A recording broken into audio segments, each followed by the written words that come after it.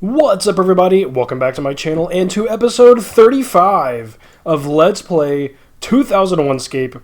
I'm Twinrova, and this is Theoin, my ultimate Ironman 2001Scape account. In the last episode, we did combat with zombies for about 2 hours. We are working our way to all combat skills at 30. That's the short-term goal. The long-term goal is to gain enough strength to fight and kill an ice giant, the strongest attackable creature in the game. Before I hit the record button, I hit log in, and I was apparently in the middle of an aggro zone for zombies, so I've actually already killed 2 zombies before hitting record, just to keep you up to speed. But in today's session, we are going to continue the combat grind. We are on a quest for the mithril square shield, a drop from the ice giant. And so to kill the ice giant and harvest its loot, to collect its loot, have a chance at the mithril square shield, we need to train our combat. So that is what we will be doing today. I'm so excited to be back in the gaming saddle, as it were. I've got my coffee next to me. I also have a bit of a cough, so pardon me if I mute every now and again. Just like that, to hack a lung up. But I'm making it. I'm making it, and I'm doing great, honestly. Being back in the grind. In the last episode, we kind of figured out that fighting zombies is better for our XP per hour than fighting the hill giants, for instance. We want to fight the strongest creature, the most XP dealing creature that we can heal faster than they can deal damage. We don't really have to be able to heal faster than they can deal damage, but we want to spend as much time as possible in the combat grind. We want to minimize our trips to collect food, because that is burning into our XP. So the zombies in the last episode were a great spot for that. And if right now we're hanging out in the Edgeville dungeon. This is where we've been for a few episodes. There are some stronger creatures over here. We might, maybe in the near future, we'll make a move in that direction. Let's actually walk that way and just see. I believe there are maybe some level 30-something skeletons, 31, and there's a player named Imo that usually hangs out here and uses their aggro to just continuously train combat XP. It's not a bad plan. Yeah, 31 from 24 is a pretty significant jump.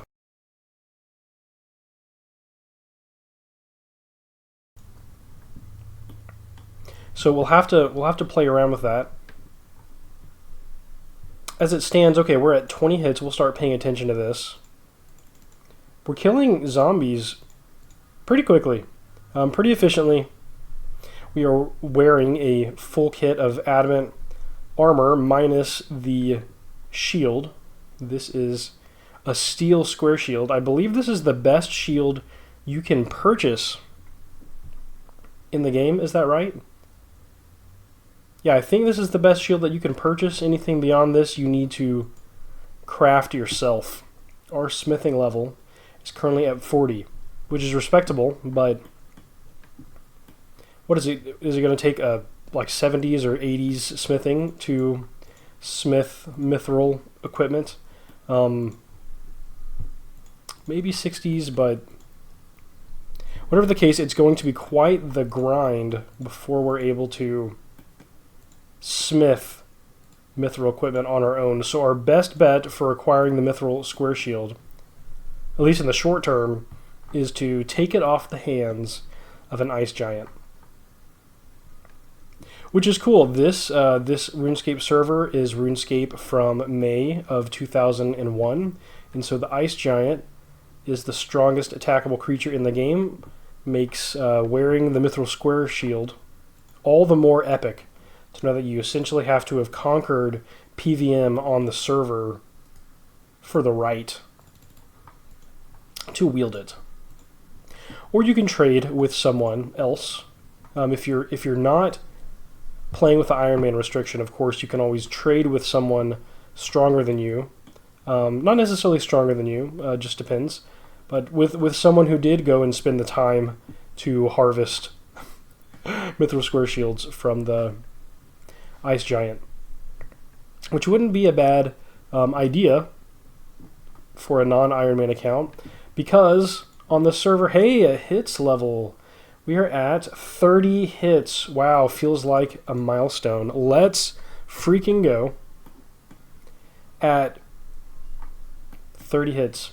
In this server, you can actually wear any piece of equipment at any attack, defense, strength level. So you could have someone give you a full set of adamant armor as a level like 1-1-1 attack, defense, strength, and immediately you could wield it, unlike other RuneScape servers. So that wouldn't be such a bad deal to make a trade for a Mithril Square Shield early on in your career. And there is the attack level. That is 30s across the board. We were so close at the end of the last session. I actually remember Mod L logging in, as it were, to reboot the server is actually what ended our last session. So we were so close to having 30s across the board.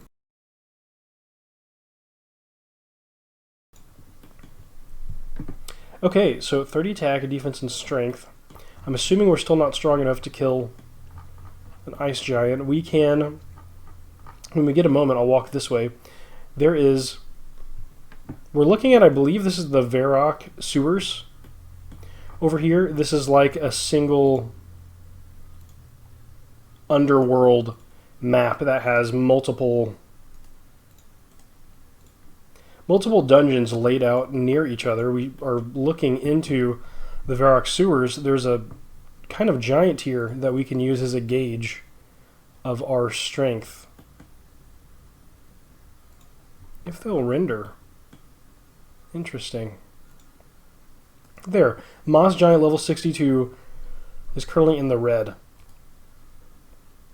And my best guess is that the Ice Giant is somewhere above 62, maybe like 65, 68, something like that.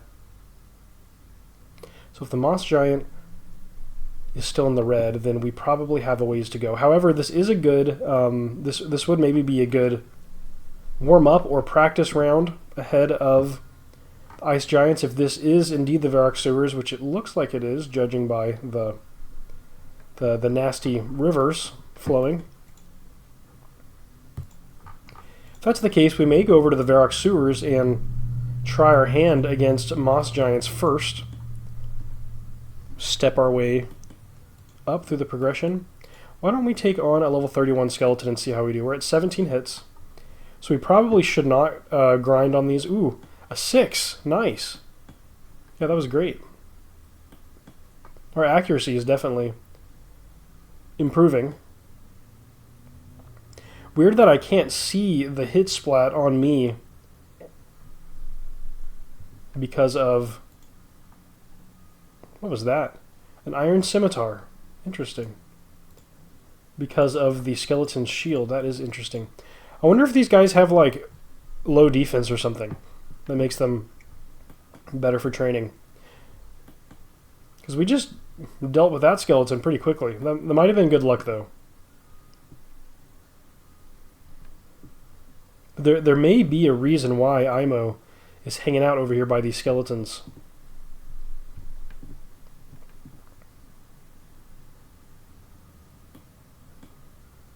They hit a 1, finally. Like, maybe their thing is strength. Maybe they have a low attack, low defense or something, so you can farm through them pretty quickly. It's possible. The aggro also is nice.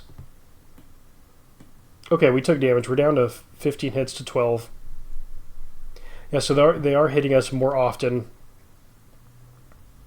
And we want to optimize for time. spent in the dungeon fighting, so we don't actually want to have our hits deplete that fast. Would not be worth it in the long run. Okay, we'll take these bones, take those bones, and we will head back into the zombies. Go ahead and close that gate behind us. Do we have cooked food? Yes, we do. We'll go ahead and eat some of this. We'll eat all of it. And get back to the zombie grind. Yeah, I'm not certain what levels that we're going to need in attack, strength, and defense to effectively melee the ice giant. I don't know how far we're going to have to push it. I'm wondering if 40s isn't going to be enough. We can already kill the giants in this dungeon. I think they're just regular giants, like not moss or hill giants or anything.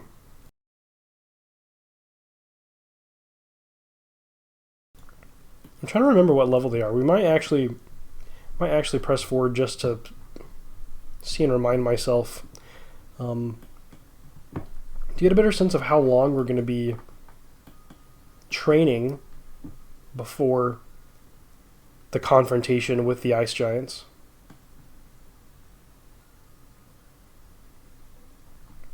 But 30s across the board, that feels pretty awesome.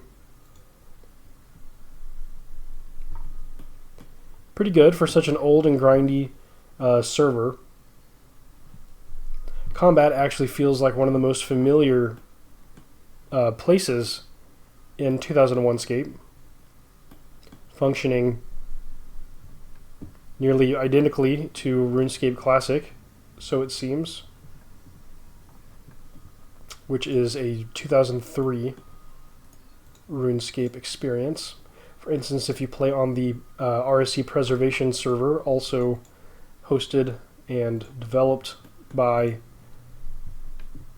the Open RSC team. Ooh, zombie aggro.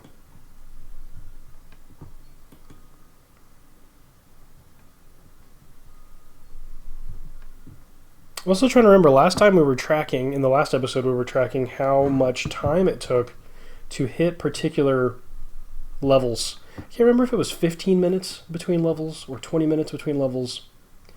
But I remember it wasn't that bad. We were actually gaining combat levels, attack, defense, and strength levels fairly quickly. If I look at our combat level right now, combat level is 30.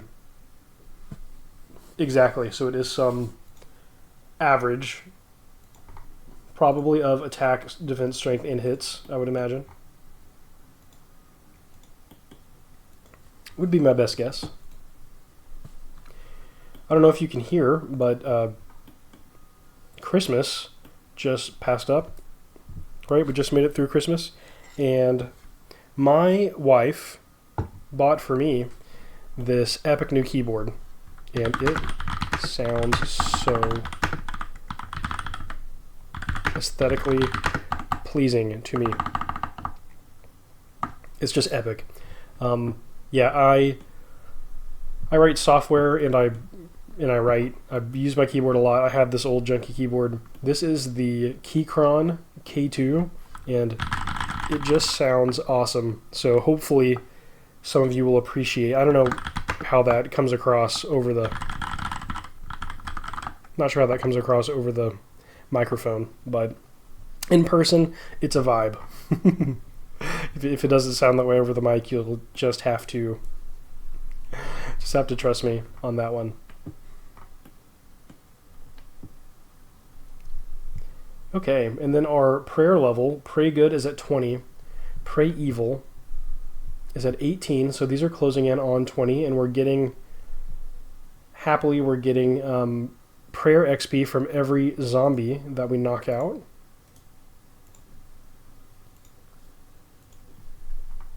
Excellent, excellent.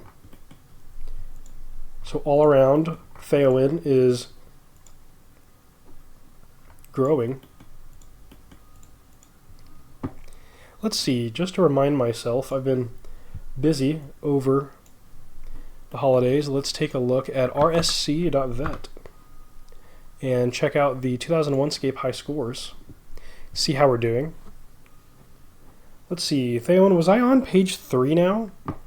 Yeah, Theoin is currently ranked number 60. Wow. Total level of 377. That's pretty epic. We are 10 slots away. Only 10 slots, 10 ranks from number 50, the Wombler. I feel like I remember saying that name in a prior episode. The Wombler is at total level 424. We're at 377, so 87, 97, 07, 17 to 24. 7, so what, 47-ish levels until we are at rank 50, which if we go to 40 attack, defense, strength hits, that will put us at 40 levels higher.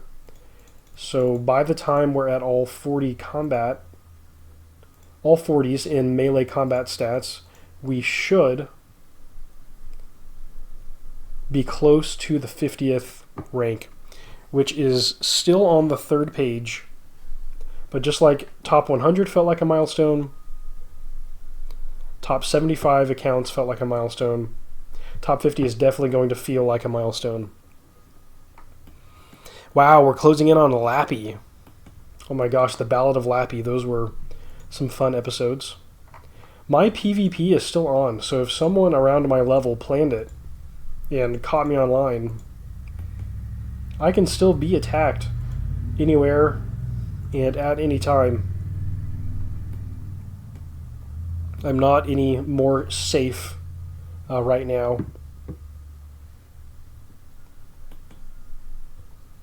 Technically, I am more safe because there are fewer people playing at this level for PvP.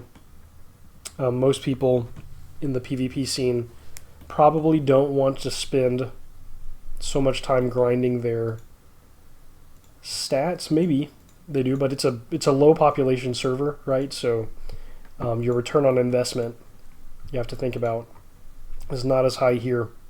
It looks like people playing for PvP, of course, the preservation server is always popular. I don't know how the PvP scene is there, but I imagine it would be good because of how many people are playing. But it looks like another server called Neat Free to Play by Beast Fable is the developer. Beast Fable has a RuneScape Classic YouTube channel. Highly recommend checking out Beast Fable. Very much so inspired me to start making videos on RuneScape Classic. But Beast Fable has the server Neat Free to Play, which is like a RuneScape Classic locked in a free to play rule set. And there's lots of fun PvP action going on over there on that server.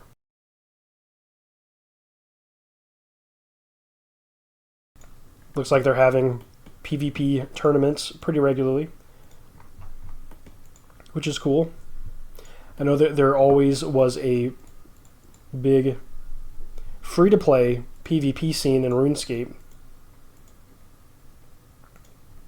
because of the simplified strategies, right? Without the inclusion of members' items. Combat was still strategic, but more simple. Maybe less swingy, maybe less based on dice rolls with heavy consequences, like no dragon claws and stuff like that. Again, I'm in that sense I'm thinking old school rather than classic, but yeah, Neat Free to Play seems like a cool server. Also, thinking about RSC Perfect, which is 2001Scape from further down the line, late 2001, right?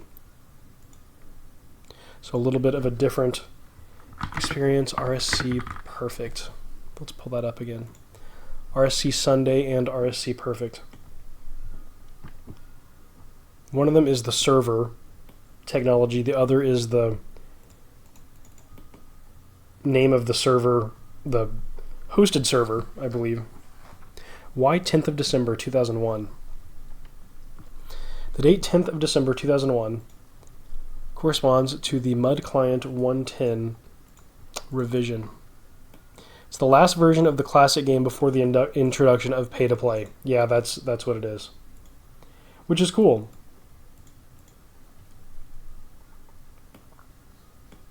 It's also the last client version that included the full server-side spawn and NPC behavior data, allowing for extremely accurate replication. Now that is really cool also. Yeah, so it can be a very accurate server. And you can use that as a starting point to think about the accuracy of other servers, which is cool. Yeah, there's a whole page on the RSC Sunday website devoted to breaking down the differences, the unique aspects of the RSC Perfect server, which looks really cool. Yeah, I am interested to see how these servers are affected by Project, is it Xanaris? Right, Project Xanaris is a new feature being developed at Jagex for old school RuneScape, where players can host their own servers with their own rule sets and custom content, which is pretty sick, honestly. But they're going after private RuneScape servers, try to shut them down, which is unfortunate, and I don't know, it puts even projects like this are at risk when Jagex is going after private servers. On the one hand, it's unfortunate. On the other hand, you have to remember that I think under law you have to seek to protect your copyright to continue holding it. Like if it can be shown that you, I don't know, didn't intend to protect your copyright intentionally, and you suddenly choose to enforce it after having not enforced it, I think it makes it more difficult to hold on to your copyright. I'm not an expert. This is just what I've read, so I wouldn't be surprised if Jagex was doing this out of necessity rather than just wanting to deprive players of a way to play games that don't exist. For example, 2001Scape. But whatever the case, it's a wild topic, and the future of private servers will always be uncertain. Everything's temporary, so it is it's good to try to enjoy the moment and get out of the game what you can while it's available. So to that end, I am excited to be continuing the grind towards killing the Ice Giant. I don't think I've ever killed the strongest attackable creature on a RuneScape server, and so this is going to be a huge win. It's going to feel epic once we get there.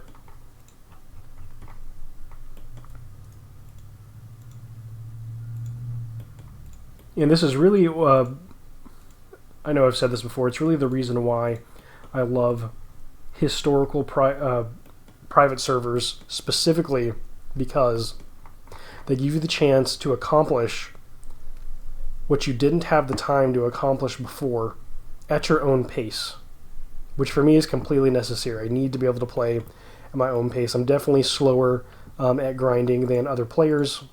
I take my time, and I don't, sometimes I'm investing dozens of hours each week. Sometimes I'm only investing a few hours each week. So having a server that's kind of locked in place is good for me. Very, very fun, actually.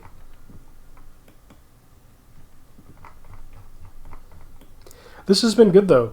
This grind, we're down to 11 hits, so we're going to need to back and get food in the near future, but We should be closing in on attack level 31.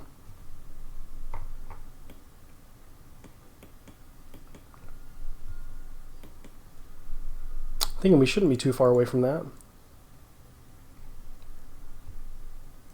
Hey, 10 ore. Interesting drop.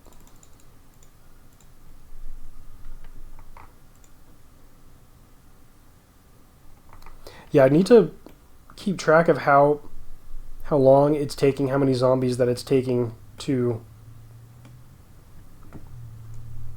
gain a level so that we can try to pay attention to figure out when we need to move up to another creature for pace.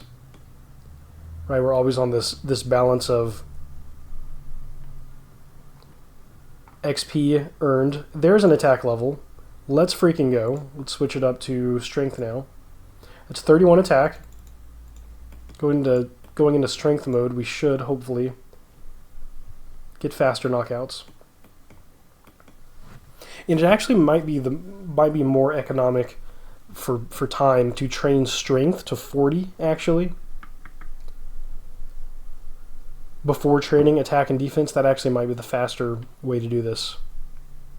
Because you want to balance the XP reward for a creature with how much damage they deal to you so that you can hang out in combat for a longer period of time. It also might be smart to train defense for a time to maybe try to allow my hits to recover.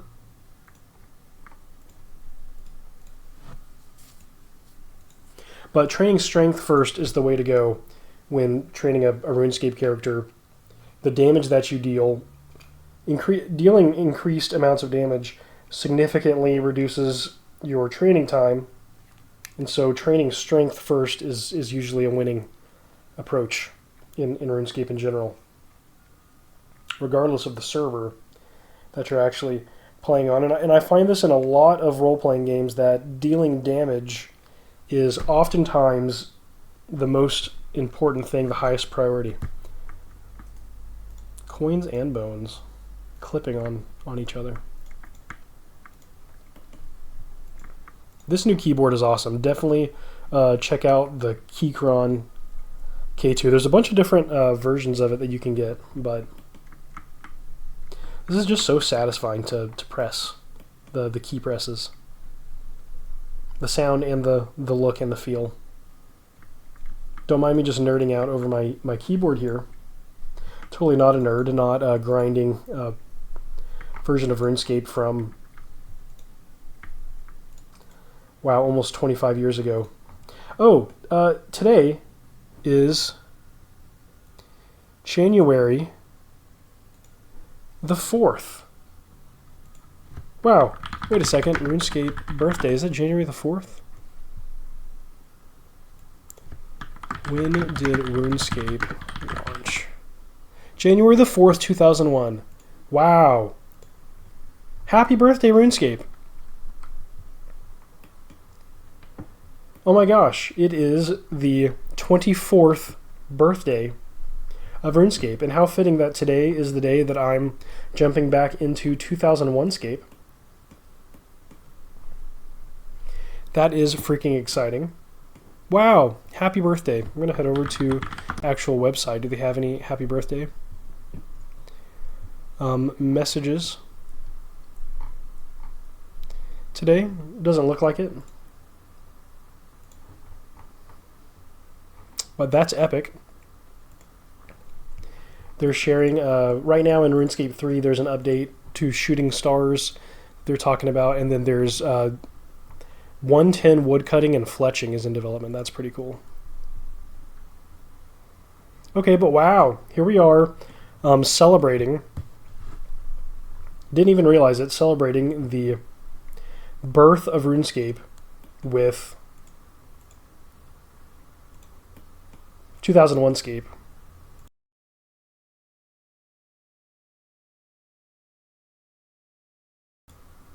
"24 years old. Where has the time gone? Oh my." RuneScape is more than old enough to drink, right? at 21, but at 24, RuneScape is 1 year away from getting their all their insurance rates lowered, right? I don't know about UK laws, but in the US at 25, your insurance rates go down. You can suddenly rent a car, I think, at 25. So not quite there yet, RuneScape, but wow, 25 years is going to be a big deal.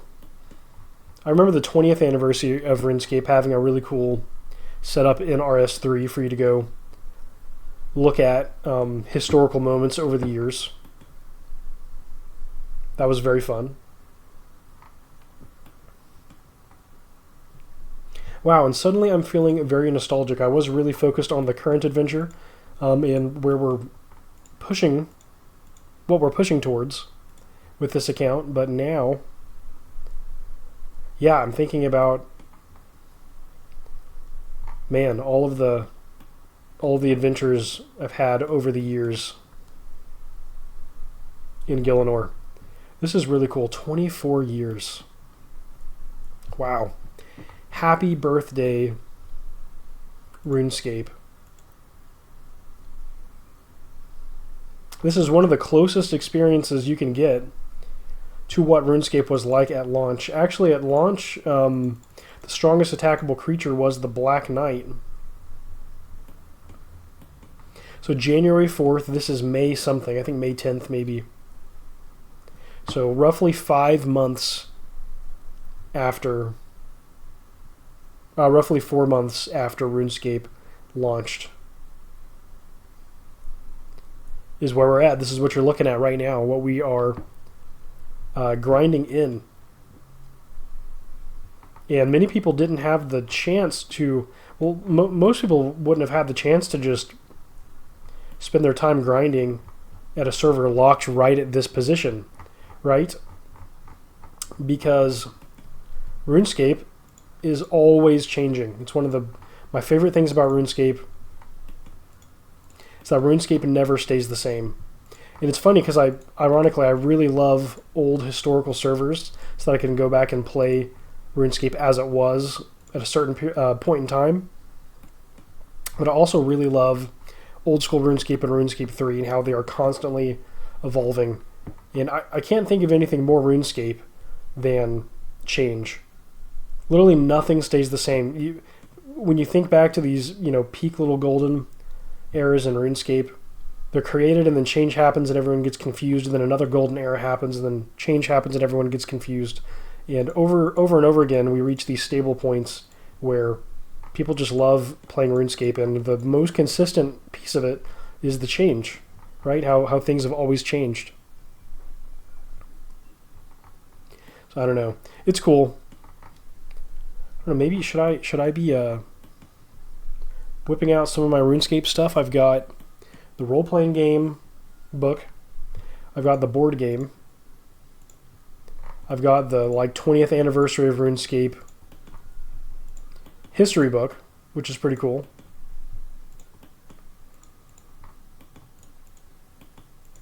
I maybe need to be breaking this stuff out.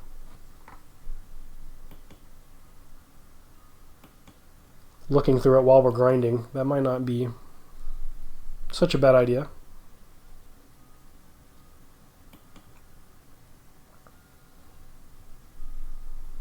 I don't know, it took us 20 something minutes to get level 31 attacks, so probably maybe 3 levels per hour or so is what I would guess. Maybe we can make that happen. I don't know if we can make that happen faster by focusing on strength levels because of the increase in the amount of required XP from level to level. Okay, I will actually be right back. Okay, I'm back, and not only have I changed over my laundry like a responsible adult, but I also have a book by my side, RuneScape, The First 20 Years, an illustrated history that I can thumb through while we're playing. Given that it is the 24th birthday of RuneScape, which is funny because that makes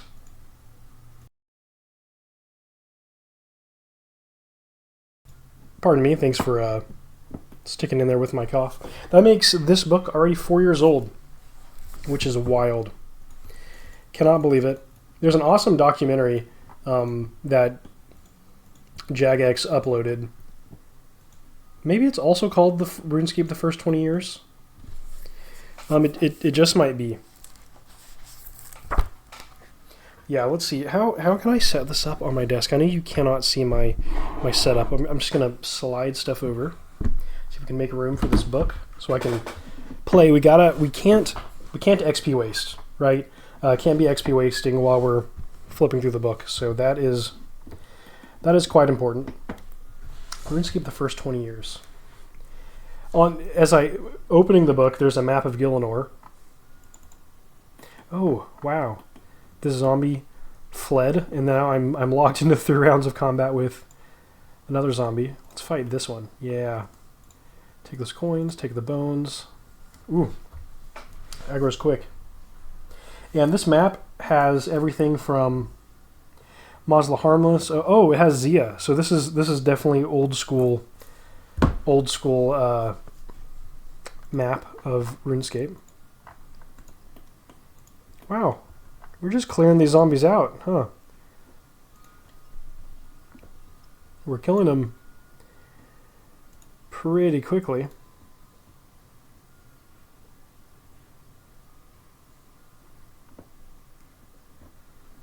Yeah, so interesting that the map at the front of the book is of old school RuneScape. First 20 years in illustrated history. Oh my gosh, the art in this is sick. Definitely look it up. This is by Dark Horse Books, written by Alex Calvin.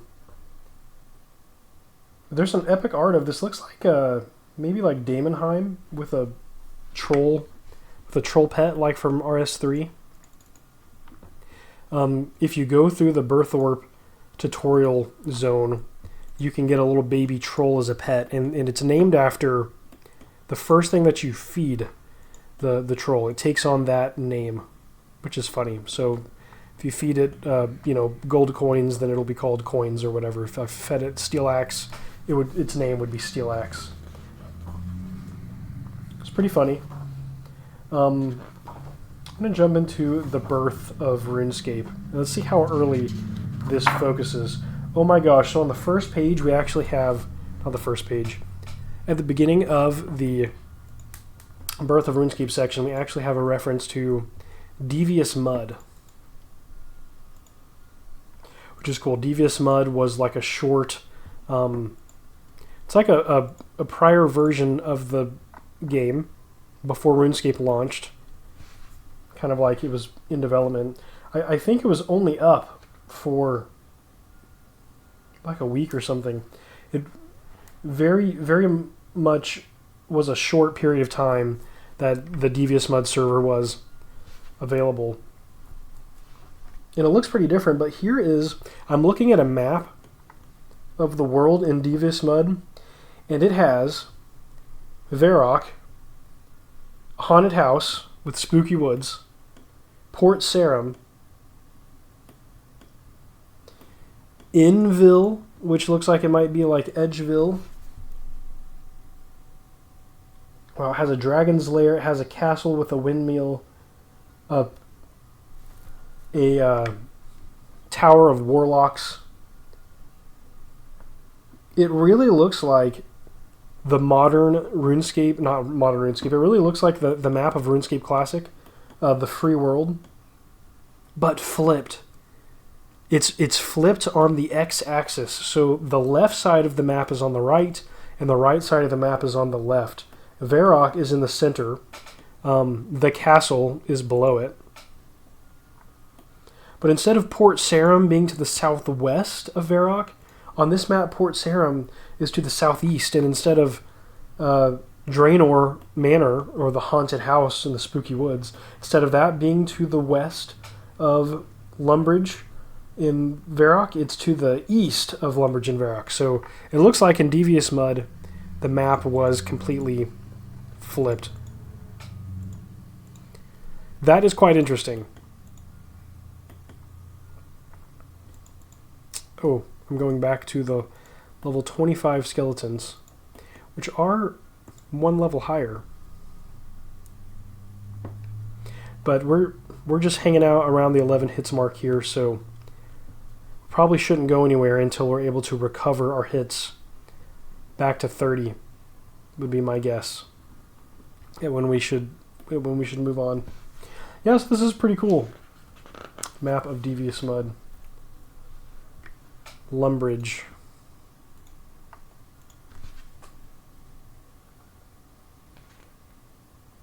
Tales from Gielinor. I decided to just start from scratch, and that was when I truly started making RuneScape. A quote from Andrew Gower. Looks like he was making parlor games. There was like an online parlor, and he was making games to be played inside that virtual parlor space. Someone could sign in, walk around. It looked like a castle kind of space, and sit down to play checkers or chess or something with random people in a virtual space, which is pretty cool.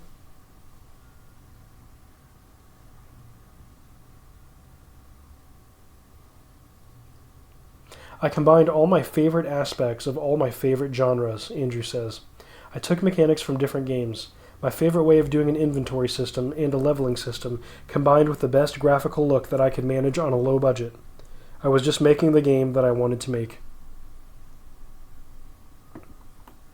That is so very cool. And of course, Andrew Gower is now running Brighter Shores, was just launched last year. I have one episode up on my channel currently. Brighter Shores is like it's a RuneScape-like, I would say, instead of roguelike. RuneScape-like? Scape-like? Can we make that a genre? Games like RuneScape. What do we get here? An iron mace. Nice, nice. We don't really need any of these weapons. Look, our hits are up to 13. That's pretty cool.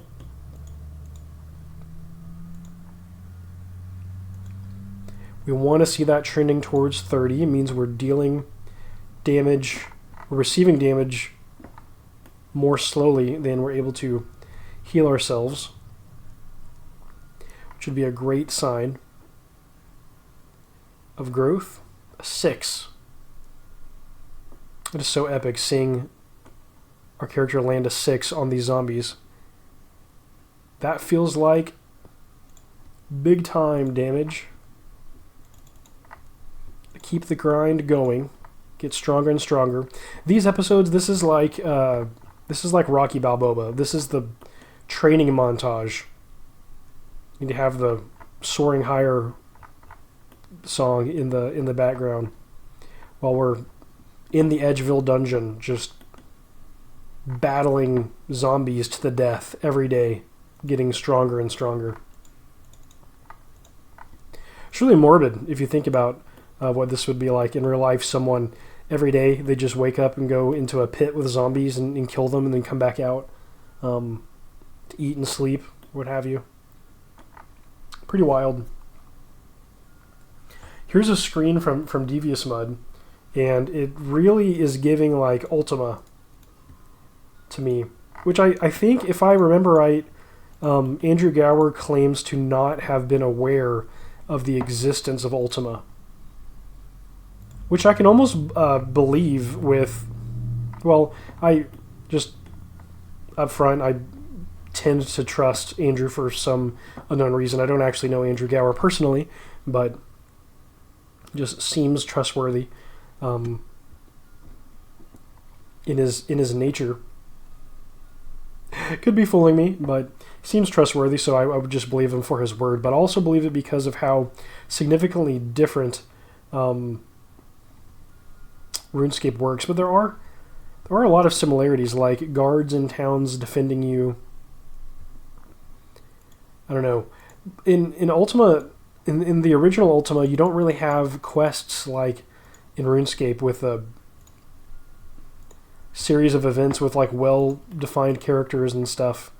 It doesn't really happen that way in the original Ultima online. So I don't know. Who knows if he took inspiration from Ultima or not, but the Devious Mud screenshot looks very similar to Ultima. But different. And it's at a weird angle. Like, it's like a 2D isometric kind of angle, but it's like a low angle. We're like looking on at the characters from lower to the ground. Which is definitely interesting.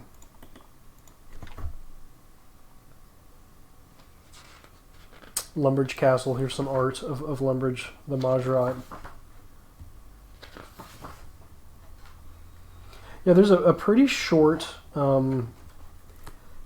section on the birth of RuneScape. Looks like the year 2000 was like a heavy development year for them. Gnome and Ice Warrior models from RuneScape Classic. So they have some art from RuneScape Classic in this section. And this first chapter is actually focused on before RuneScape launched. It's like the development period. The combat system was basic, locking players into one-on-one fights. Users had to complete 3 rounds of combat, where each could attack and retaliate before they could leave combat. The dungeons were really scary in RuneScape because as soon as you finished fighting one monster, you'd run away and wind up running straight into another, Paul says. So interesting. And right in the middle of the first chapter is this big kind of like feature section on Lumbridge. Chapter 2 is Liftoff. It's like after launch. Talking about, oh, here's a picture of Elvarg and the King Black Dragons models in RuneScape Classic. That's pretty cool.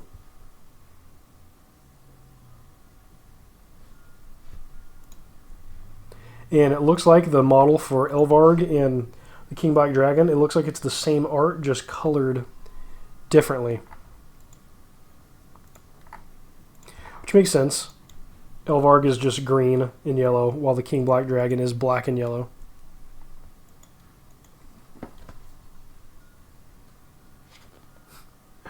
Party hats. We've got some old school versus RuneScape Classic art for party hats and Christmas crackers and pumpkins and all that fun, rare goodness.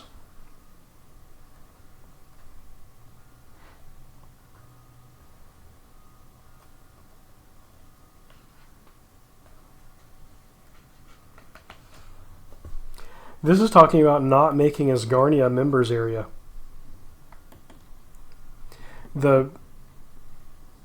Which is interesting. So if we think about that, Asgarnia was like the second major space. It's like most games today, if they had a free-to-play area, the second area would definitely be premier content. Like if your model is like to have a free-to-play central space and then a pay-to-play area and then everything else pay-to-play, it would make sense for Asgarnia to be a members-only area so that you really had a small space to play in as a free-to-play member, or as a free-to-play player. But it looks like Jagex made the decision to have Asgarnia be free-to-play to bank on all of the excitement about Asgarnia from all of the players that had been playing for free.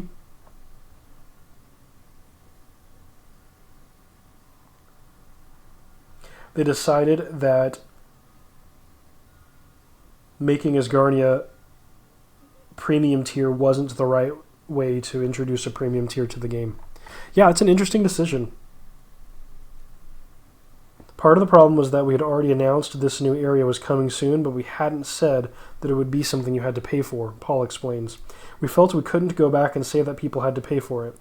People had been looking forward to Asgarnia. You could see it on the edge of the map, which made people excited. We made the right choice by not making that a members area. Yeah, that makes sense. said that if they were going to come out and make a paid area, they were going to say from the start that this was going to be a paid area, which is cool because the free-to-play world in RuneScape is pretty significant. Like, well, at this point that I'm playing right now, all of this would have been free-to-play, right? That is a good chunk of free content. Like, you can spend hours and hours and hours and hours playing RuneScape and really having fun for free. Really only using the free world. You add membership and it's just like icing on the cake. There's so much to do. So much to do.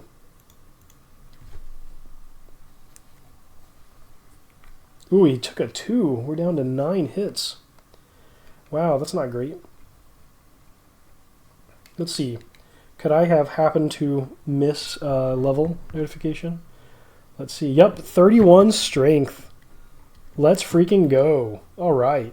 31 attack, 30 defense, 31 strength. And I'm thinking that if we keep pushing our luck with strength,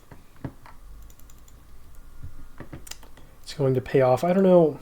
I always get, this is always a decision, interesting choice for me.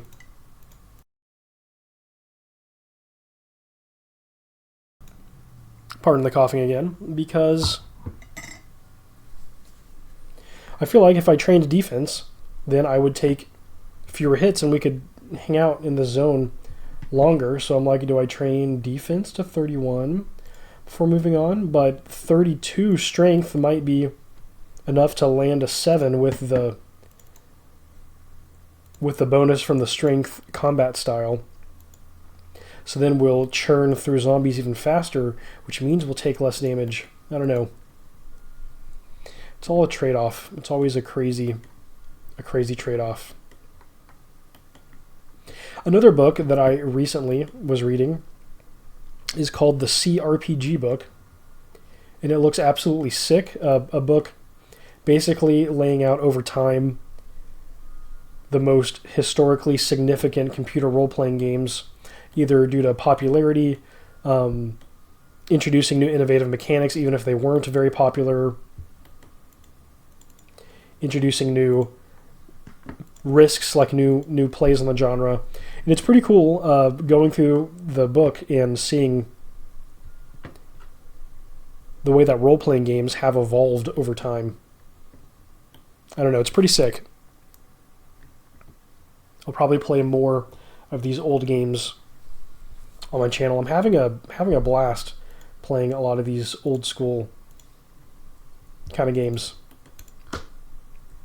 Recently, I've been playing a new game called Muffle's Life Sentence, which is like I think it's an RPG Maker role-playing game, but it's almost like Zelda or something, with walking around a top-down overworld. But then there's card-based combat, which is pretty cool. That's been fun. But the most fun thing about Muffle's Life Sentence has been the terrifying setting. What else have I been playing? Not recording. I've been playing Heidelide, which is a really old Japanese role-playing game. One of the earliest examples, if not the earliest, Japanese role-playing game, which has been pretty cool. Really simple. You run around the map like in Zelda, but when you bump into someone, you fight them. So you literally run up to someone, you bump into them, and it deals combat damage, which is pretty funny.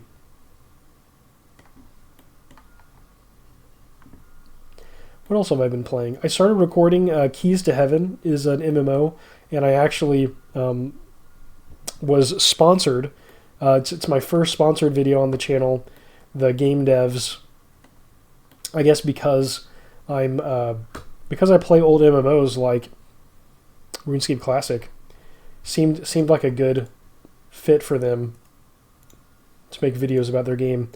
But sponsored by them to make videos for Keys to Heaven, which is an MMO that looks like it was started in 2005. Just really cool old MMO. 2D.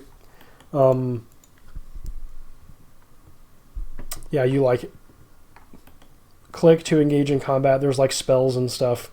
Really, just an old school MMO. But it looks like the language was ported starting in the 2010s, and for like 7 or 8 years, this developer has been working on releasing it in a finished version. It launched last year around the same time as Brighter Shores, so I started playing and actually recording Key to Heaven, which has been pretty cool. You basically grind through dungeons trying to get strong enough to acquire keys to heaven. I think there's 3 keys, and your player wants to know if heaven is real or not. And it drops hints like that heaven is maybe like a really tough combat zone. So looking forward to see how that goes.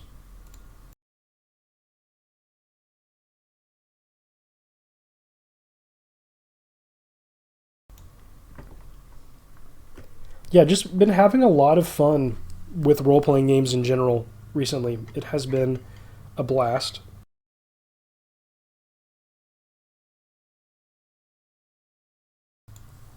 Pardon my coughing again, not the least of which has been 2001Scape, which anytime that I am just on kind of like a skilling grind, it's a little, I don't know, in 2001Scape, it's a little harder to do the same thing over and over. For me, psychologically, because I don't see the XP bar filling, I don't know why, but seeing that XP bar filling really makes a difference to me when I'm playing a RuneScape game. So this is one of the hardest servers for me to grind on. But I want to, it's important to me because I have goals on this server that I want to hit, I want to reach. And to hit my goals, to make my goals a reality, I have to play. So here we are on the grind, and it's a blast when I do it. I have a lot of other games that I'm playing and trying to make progress in also, so balancing it all is always my perpetual challenge. Now I'm proud of this. Wow, six hits left. Do we just eat a pie? Meat pie. Do we just eat a pie and then later go back and make more pies? Am I really that scared of PvP right now? I don't know. A 7! A 7! Let's freaking go! Oh my gosh, 31 strength and the aggressive bonus. And we just hit a 7. Oh my gosh. That is freaking epic. Wow. Wow, wow, wow. Let's fight a Skelly just for fun. Oh my gosh. Yeah, I should probably eat. I don't really want to go collect food, so I think I'm going to just focus on combat and use my food. Oh my gosh, yeah, let's eat. Hey, that's a lot of hits per... 5 hits per half of a pie. So 10 hits for a full pie. That's pretty good.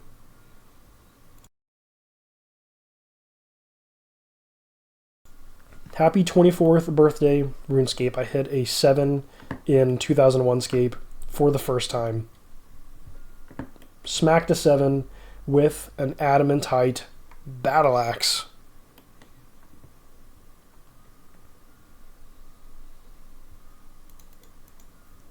So epic.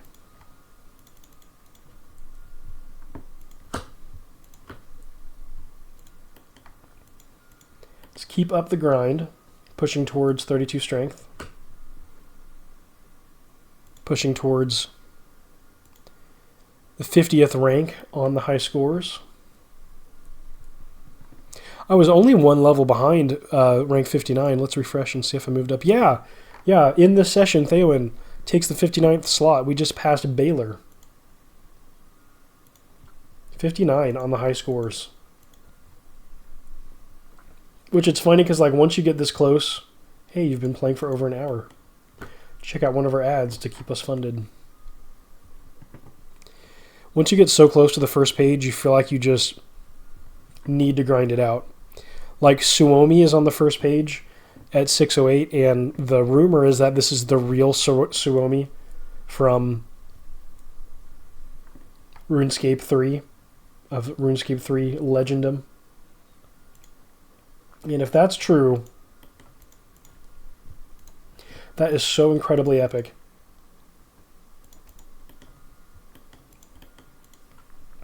It would be epic to unseat Suomi on this server to earn the 21st slot, where Suomi is at the very bottom of the front page. Total level 608. Right now ours is 379, so we need to almost double our skill levels. Lots of skilling and training in our future. Wow, our armor rating is 128. Weapon aim 33, weapon power 42.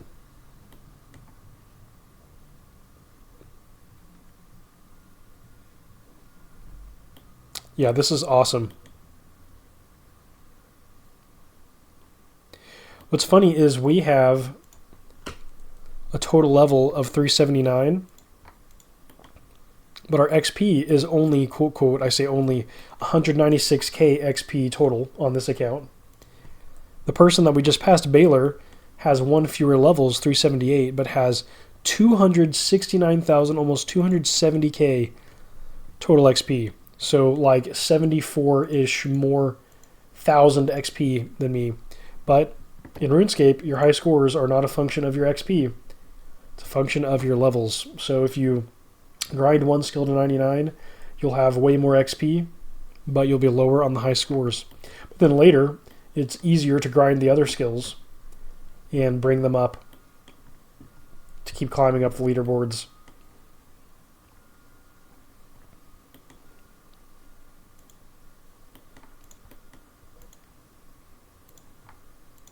Yeah, I also have a new desk set up.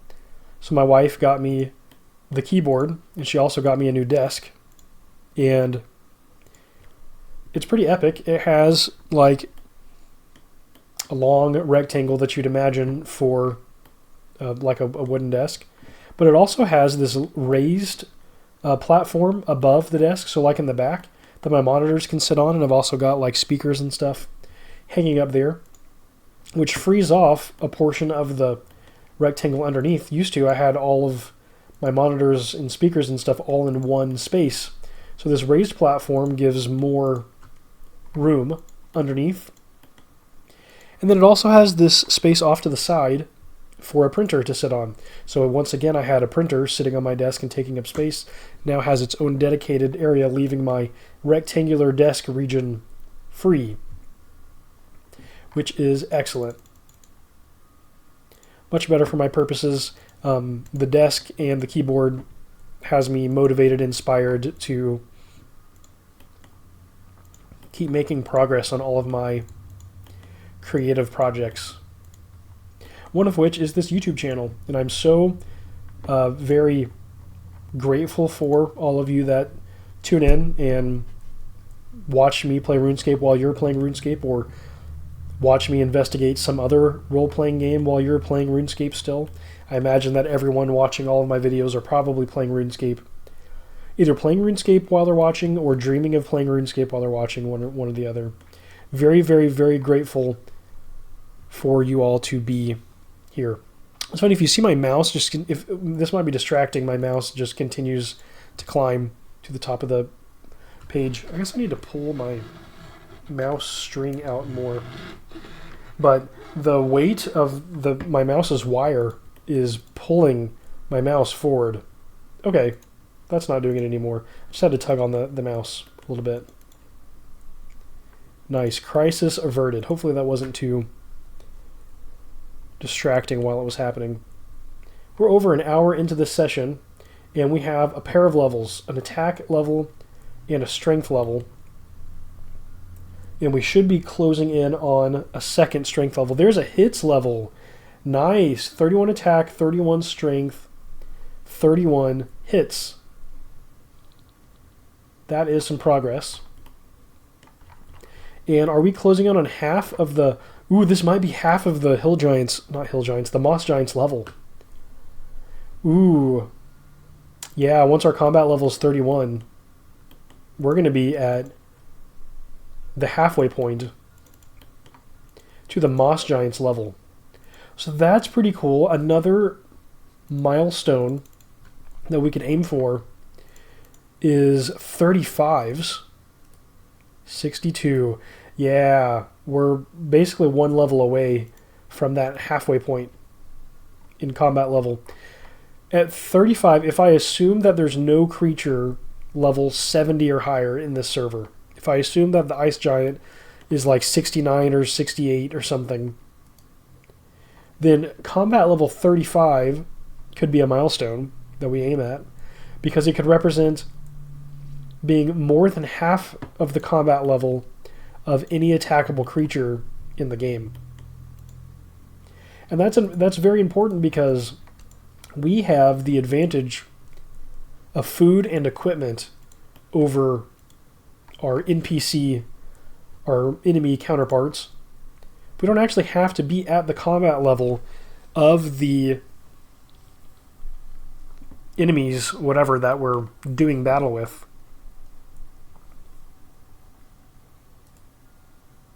Like, we can kill creatures way higher level, at a way higher level than we are. So being halfway to a creature is closing in on being able to kill it. It really is. Oh, I'm so looking forward to the day that we right-click this Moss Giant and we get an orange, a dark, bloody orange color, showing that it's not red anymore. We are within fighting distance with the right food and supplies.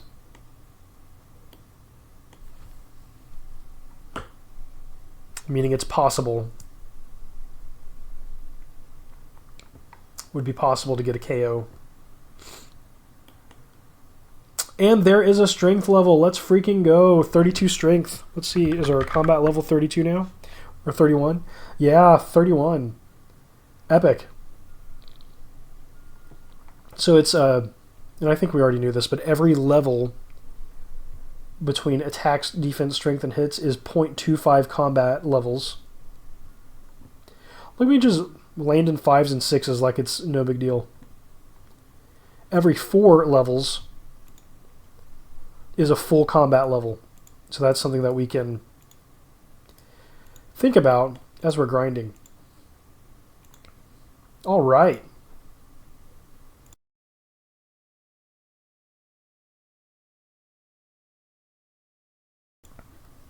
The show goes on. Working towards 33 strength, and our hits are, well, trending down still. Down from 16 to 14. We're still not healing faster than we're receiving damage. Oh, well, it would be very dark without this. I just examined the torch on accident.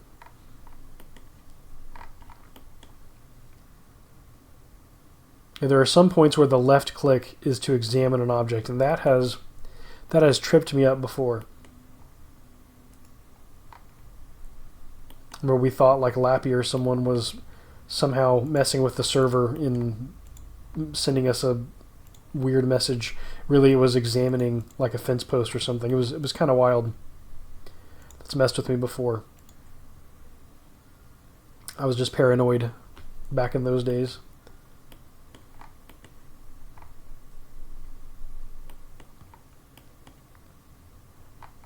Epic, 31 combat level. Halfway to the Moss Giant. At what level, gap above you,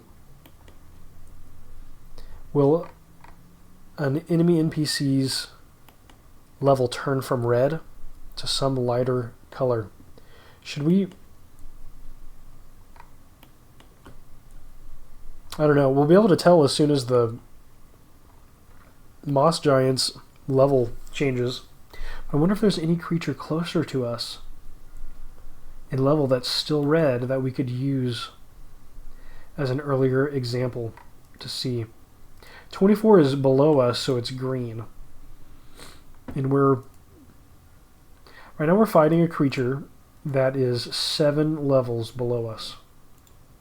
I'm trying to think through these things because a lot of times I just play the game and I'm maybe not paying attention to all the little details. Maybe this could be a hint for the future that creatures about 6 or 7 levels below you are ideal for training against. For speed. How long until we hit an 8? By 40 strength, I'm hoping that we're hitting 8s or even 9s. I would guess that we're hitting at least 9s by strength level 40 with the aggressive combat style on. Maybe if we're lucky, a 10. See, these are 31. These are exactly our combat level. And these are green. Let's go ahead and run through here a little bit.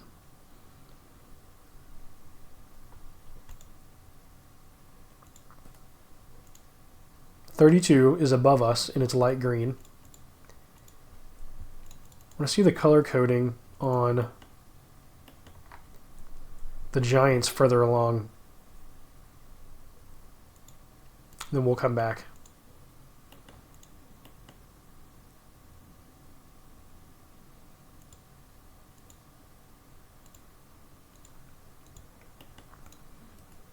.32 zombies that are green. Giant is yellow at 37, so 6 levels higher, and it's yellow. That's cool. Okay, we'll work our way back to the zombies.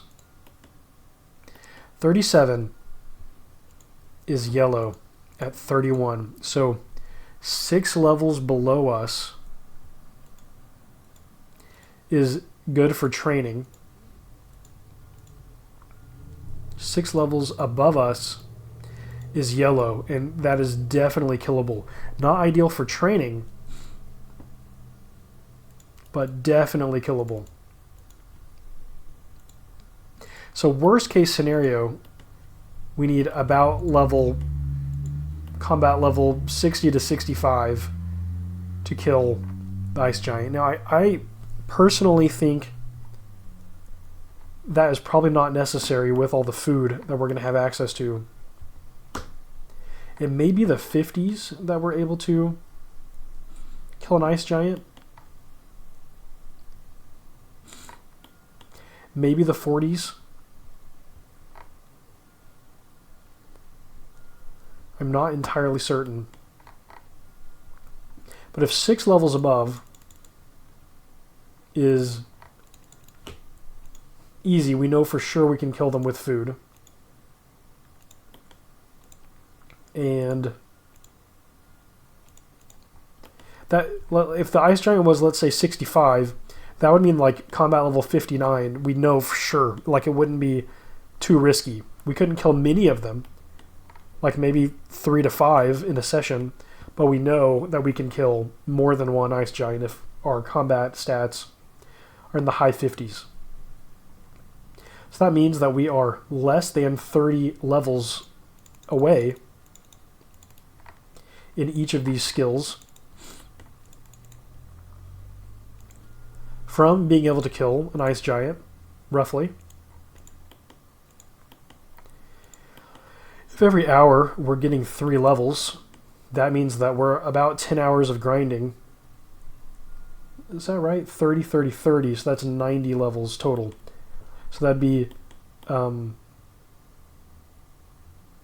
hours of grinding gives you 30 levels. So 30 hours of grinding, roughly. So less than a work week of grinding left to be able to kill the strongest attackable creature in the game. And that's in the worst case. That's assuming that we need to get our combat level up to the point where they are yellow. So I think that we can kill creatures higher than that, maybe just one at a time. So maybe...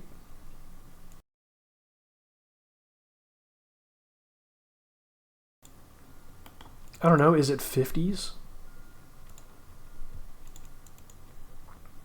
What about with the help of some spell casting? What do we have? Burst of Strength. Yeah, we'd be casting Burst of Strength to increase our strength. Rock Skin to increase our defense.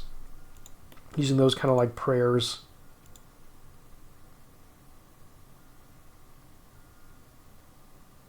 Thick Skin. Confuse. Confuse, Thick Skin, and Burst of Strength, for instance. Maybe get a strength potion. We could find ways to boost our stats and make it a more winnable fight. What I really want to know is if 40s will be enough to kill an ice giant. I'm going to assume that 30s across the board, that we're still too weak. That's just what I think. 40s feels like it's too weak, but I'm wondering if really you could stretch yourself and kill an ice giant at 40s. Be less than 20 levels off of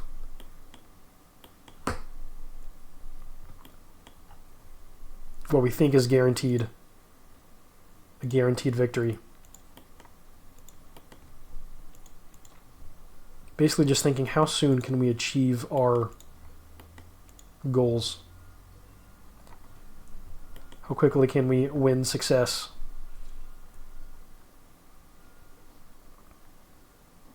It's going to be a really epic confrontation.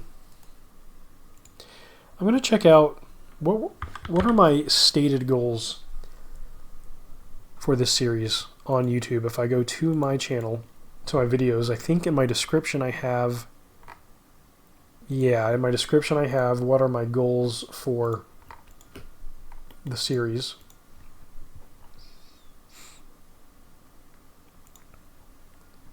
All quests completed.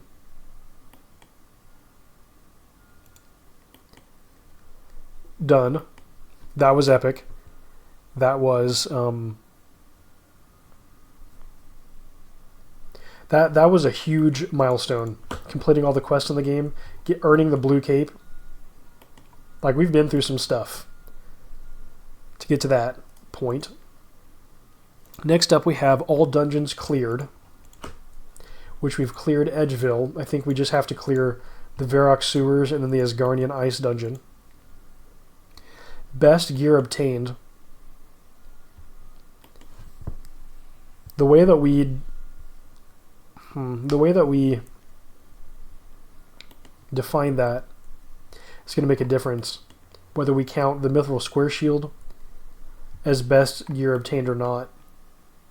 Because we could grind out smithing and get a better shield. So best gear obtained is probably going to take a while. It's probably going to take a smithing grind, but we're going to be really close with the Mithril Square Shield. Strongest attackable monster defeated. We are on our way to accomplishing that right now. That is what we are currently doing right this second. All guilds entered. That's a cool one. So it just requires training your skills to a certain point. I would also add to this, I probably want to hit front page of the high scores. Would be awesome.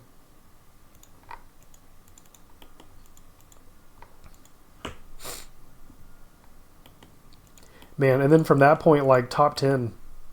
Oh my gosh, one thing at a time, but to get 21st, you need 609 total level, and then 10 is 861. So you're only so far away from the top 10 accounts when you are on the front page. That's how RuneScape gets you. You set small, measurable, achievable goals, smart goals, right? Specific, measurable, achievable, something, time boxed. I don't know what the R.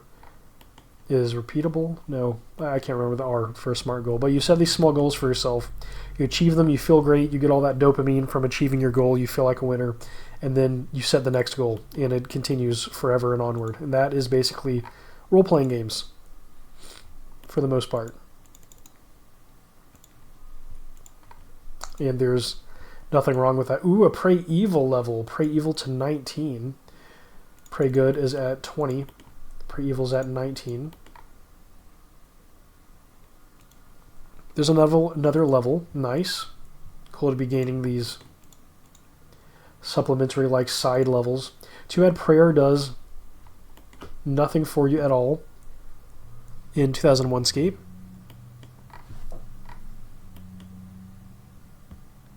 That's okay though. We're fine with it. We don't mind.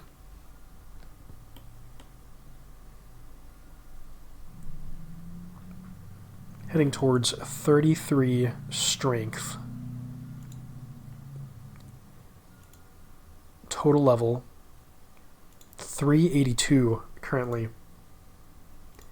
The high scores are updating even without having to log out, which is cool to know if you just wait long enough. We can also look at how our total XP updates on the high scores page, and you could kind of do some math to figure out what your XP per hour is, because I believe we were at 196k XP, and right now we're at 198,630 XP. So we're closing in on another milestone, the 200,000 total XP milestone, which again in other servers where you can see your total XP is a fun thing to track, again, to keep your dopamine flowing as you're playing a grindy role-playing game. Seeing the XP rewards is a big part of it. We're 59. We're right behind Jaff Sim. I'm pretty sure I've seen in game before. We're only one total level behind Jaff Sim and Eero. Eero actually helped us to complete, I think it was, what was it? It was the Shield of Arav. Eero helped us to complete. Yeah, that was pretty epic.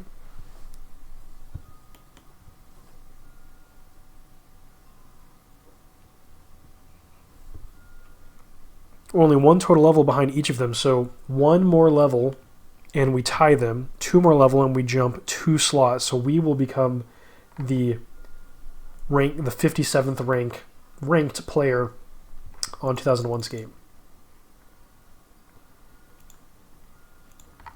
Very likely that happens as we press forward. We're still a way off from the Wombler in rank 50. We're going to need quite a bit of grinding. Like I said before, all of our combat stats are going to need to be at 40 to be close. Maybe that's accounting for the hits increasing also. Maybe some prayer levels will get us closer to it, but I'm thinking we're going to hit all 40s combat stats and still not quite be at the 50th rank.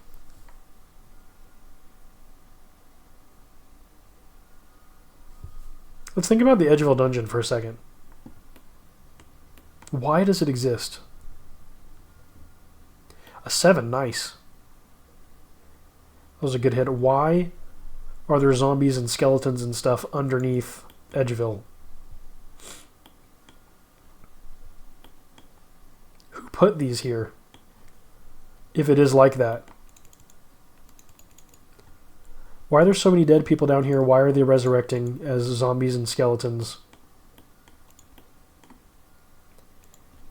At the end of the dungeon, it's giants. Are the giants like necromancers or something? Or are the giants there to defend or protect something? Like, probably this is just a zoo, a playground for us to train our combat skills, honestly. But what is the lore? What is the reasoning behind it?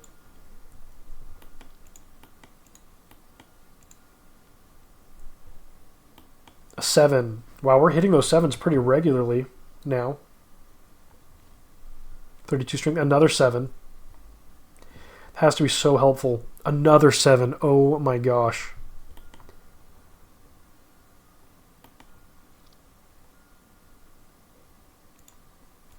Let's freaking go. We get PvP'd, we're going to be ready.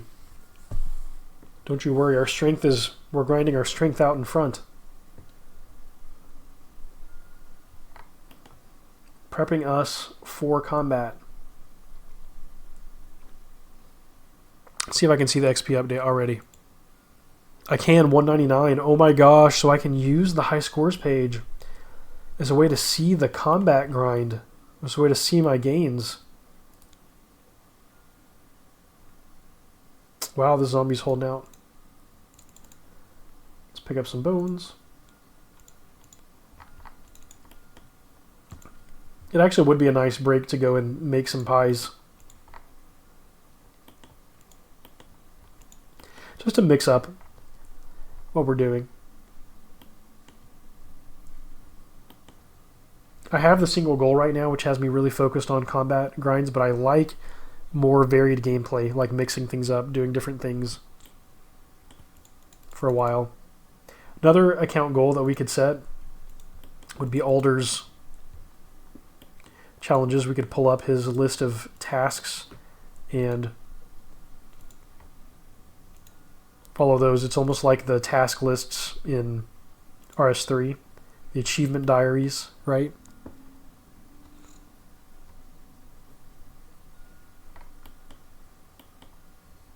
Which is pretty cool.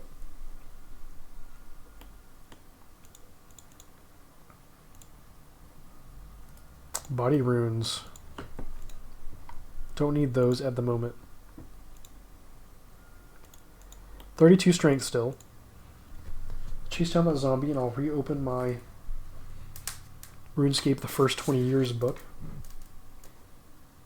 The Grand Tree. This is talking about them having to scale up the business. There's a quote. I'd never run a business before, so I was making it all up as we went along. And that is pretty funny. Honestly.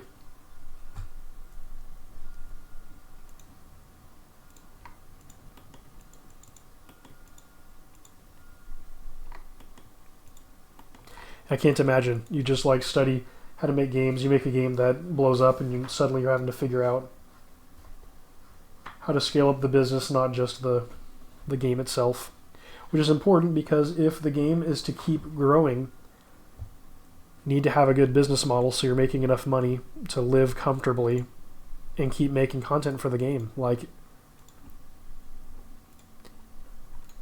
it's funny, like people will for passion make free games, but they only have so much time and energy to spend on it. If they can figure out a way to make money from the game enough to be comfortable, then they can spend even more time focused on the game. So it's honestly a win when companies find a good balance to make money off their game without being exploitative. That to me is like the perfect, I don't know, it's the perfect balance. In this case, you have all of these developers keeping 2001Scape available, making it available for absolutely free, just using their spare time. It's incredible. Such a cool team and story. Honestly.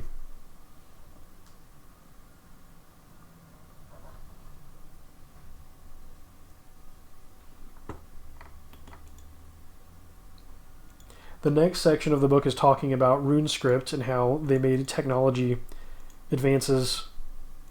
I've heard a lot of people joke about RuneScript, but this is arguing that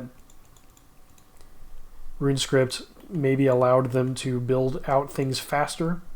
I'm guessing it's like an opinionated scripting language meant to target RuneScape specifically. So it probably has drawbacks or limitations, and that's probably what people roast it for, but if they were able to create content quickly, then it might have been a good trade-off for them at the time.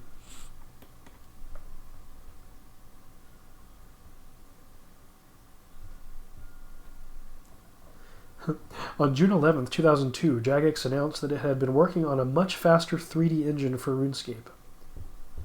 Planned to release a brand new version of the game that they'd call RuneScape 2. That is so funny.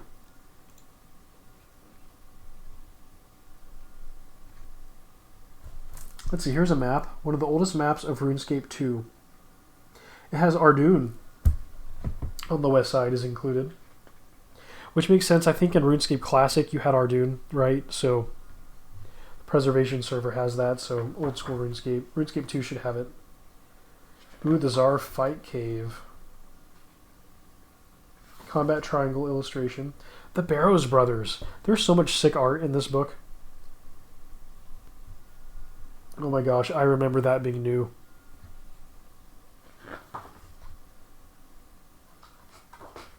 Or a big deal. It says that it was released in 2005. I started playing RuneScape in 2006, actually. So it was new-ish, not like a brand new release or anything.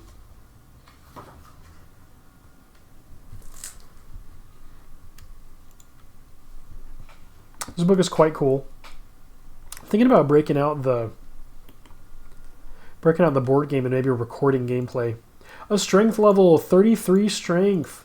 Let's freaking go. Epic, epic. Let's land an 8. I'm ready for it. Let's hit even harder. One step closer to killing the ice giant.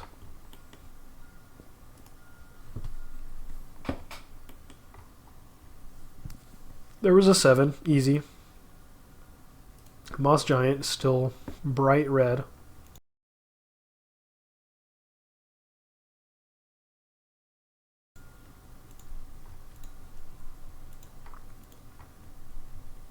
We still have a lot of grinding to do. But it's been fun. I really want to move. I really think it'd be fun to move to something new. I don't know, maybe the level 25 skeletons.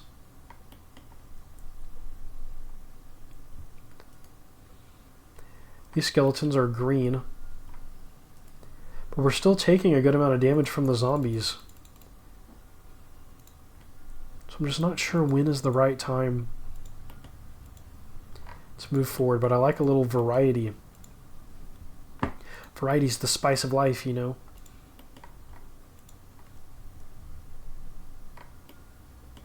Ready to mix it up. 2 5s back to back. Nice.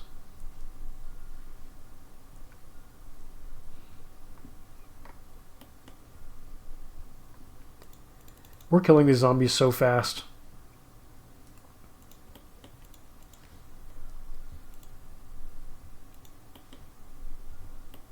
Like, I feel like I'm almost clearing the area of zombies. Like, we're killing them almost as fast as they can spawn. Which is awesome. We should be, you know, racing through XP pretty well right now. Let's see, did we hit 200k? Yes, 200,090 experience points. Wow. Oh, we just took two damage. Theoin has just crossed the 200k XP milestone. Wow. Epic. What a cool account. And I'm so happy to have captured just about almost every single XP experience point live on this series. A few small exceptions, like the 2 zombies I killed while trying to get my recording software up and ready. I logged in and was immediately aggroed, which is kind of funny.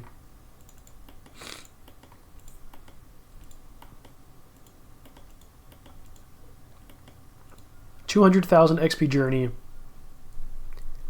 This is now 35 episodes of grinding, of content.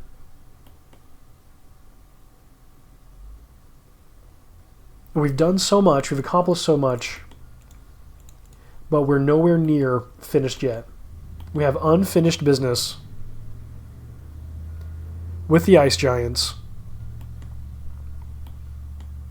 We have goals to accomplish, achievements to accomplish. We have unfinished business with the high scores, and we are going to make it happen.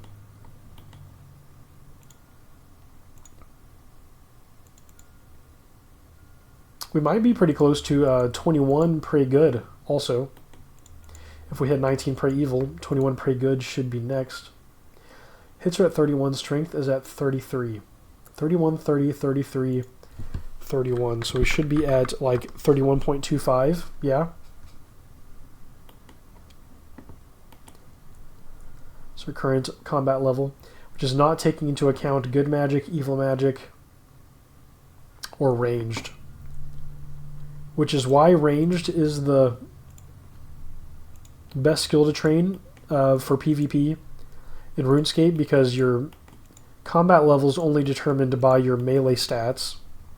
Those are the only stats that will enable or disable you to engage in PvP combat with someone. So you can have, 10s attack, defense, strength hits. You can have 99 ranged. Will let you get some pretty easy KOs, it sounds like, in PvP.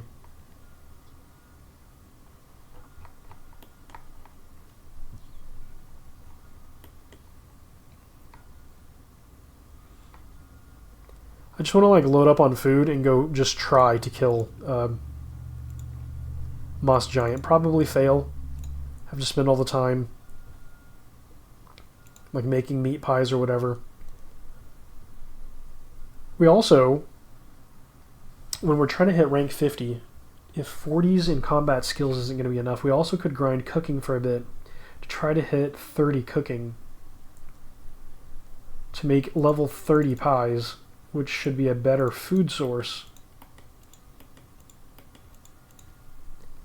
But the pain in doing that is that making cooking is so hit or miss in classic era RuneScape servers. It can take a long time to make an inventory of pies that you successfully cook. Where do we even get apples? Do we have to buy them from the guild? From the cooking guild or something? Where else do we acquire apples? I feel like you'd have to. Honestly.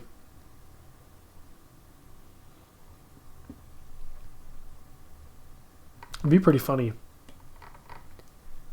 Spend a whole day baking apple pies.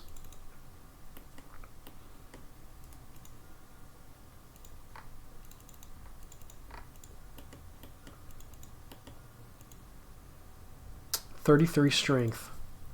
7 levels to go. From 40, if we're aiming at all combat skills at 40 plus. A 7. Landing lots of 7s. What's funny is you could suddenly land your highest hit. You could have a new highest damage dealt as you knock out an opponent, and you wouldn't even know, because it's not showing the hit splat when you kill an opponent. The opponent just disappears. Oh no, do you see the hit splat barely just for a second?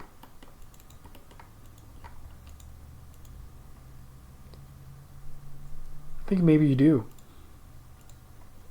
Am I just missing it every time? Is it blending in with my blue cape? Maybe we'll pay closer attention this time. We've been able to spend a long time without backing for food since we started spending the pies, since our level is increasing. No, I didn't see it that time. I could have just missed it. Again, I might just be blind, but not seeing that final hit splat. Just saying, we could have hit an 8 already and not even know it.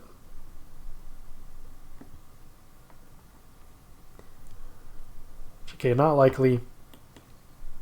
Got a screenshot or it didn't happen, right? 33 strength plus 3 strength bonus.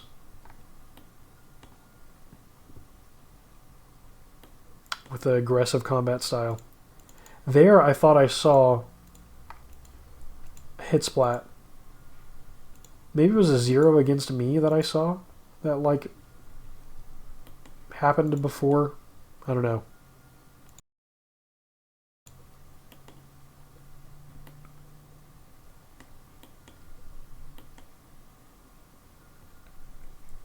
Wonder how many zombies I've killed. High scores, 2001Scape NPCs. Do zombies count as one of the... It's not one of the tracked ones, like, on the side, but you can just enter a number. So, like, there's a... On the NPC high scores at rsc.vet for, like, the 2001Scape and the RSC preservation servers, the URL just has the NPC's ID on the high score page, so you can just change the number and it'll possibly load. Yeah, ID1 Bob high scores for killing Bob. So we could search through these to a sheep. You can just change the ID over and over again and look for a zombie. Chicken high scores. Wow. Darth Bach has killed 20,000 chickens. I'm so not surprised at that. Luis has almost 14k chicken kills on 2001Scape. Goblins escape. What? Goblin high scores? Really? It only takes 166 goblins to make it on the high scores? Do we need to go grind kill goblins? 2001Scape Goblin high scores. Number 21 is Bova at 18. It's not one of the visualized high scores. Like, there's a menu area where you can pick, like, Ice Giant, Giant, Pirate, Scorpion, Warrior, Barbarian, Mugger, Imp, or Chicken. Those are the only ones with selectable high scores. But if you just hijack the URL and pass in the ID of a goblin, which is 004, you can see the goblin high scores. And the front page, to get on it, you just need to kill a 19th goblin. That's it. How is that possible? Is it a very specific goblin? I feel like I myself have killed... It says I've only killed one goblin as Theoin. Is that right? I wonder if it's a specific goblin. That is so interesting. Yeah, I have no idea, honestly.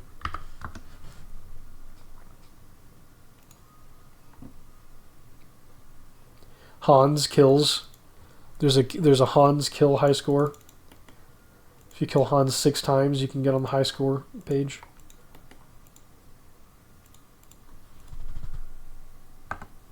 Looking for the zombie. Cow. What? How do you kill a cow? Oh, the cows weren't attackable. One person named John managed to kill a cow. Jan. Jan.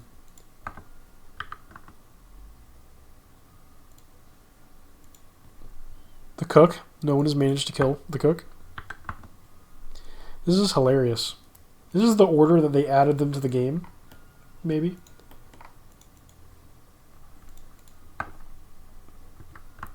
So funny, there's more than 100. I'd have to search through a lot of these to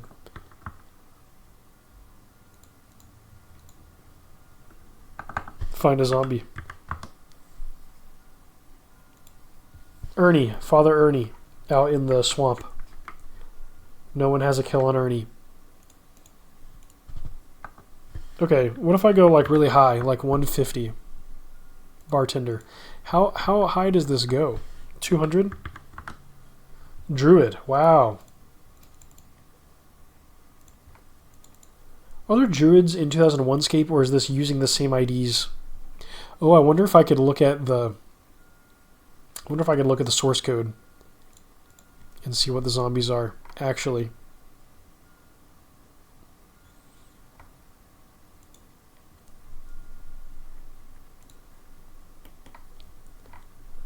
Yeah, I might be able to go look at the wherever their little database is defined. Imagining they'll have like SQL. Don't mind me if you don't know what I'm talking about. I imagine that they'll have like SQL queries to create their database with IDs assigned to each type of creature. I could find that and then look and see how high we are on the zombie high scores, because we have to be doing pretty good. Like, I don't know, probably people come and train on zombies. We may or may not be front page, but we might be front page on the zombies. Which is what I'm thinking.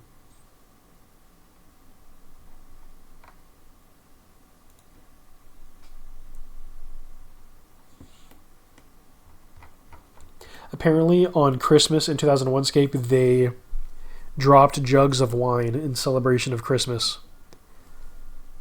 Drink and be merry. That's funny. Christmas celebration.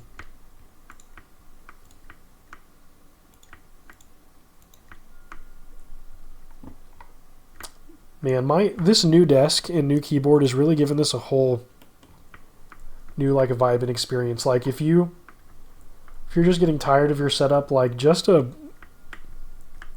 changing your space around a little bit really makes such a big mental difference. Like it all feels new and fresh, happy. Just great. Even though all I'm using is my arrow keys, it's very satisfying to press the arrow keys on this new keyboard.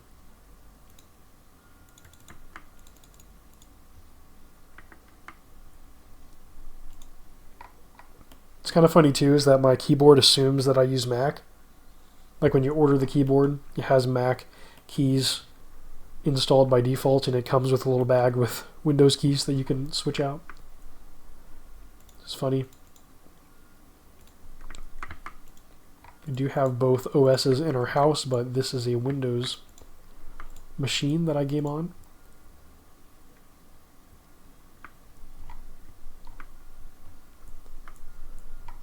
.33 strength.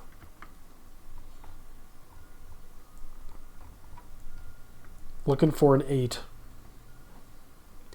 Looking for combat levels. Looking for higher damage dealt.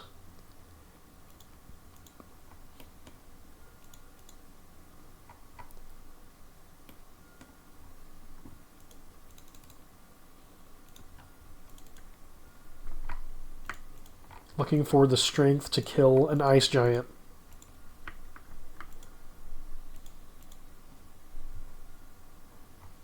Right now on RC Preservation, there are 77 players playing. I am so very happy to see that there are so many players on that server. It's really, really cool to see. Right now on 2001Scape, there is only one player. That is myself. Unless there are players that are private and not showing up on the scores, it actually might be me. Yeah, hide online status. I guess let's turn it off, maybe. Try to make it a little more. Let's see, where's the only player? Ooh, it isn't me. There's a player in Draenor. Yeah, there's a heat map that you can look at to see who's online. Yeah, if I refresh it now with my status changed, does it show? No, it'll probably take time before it updates to show that I'm on the map.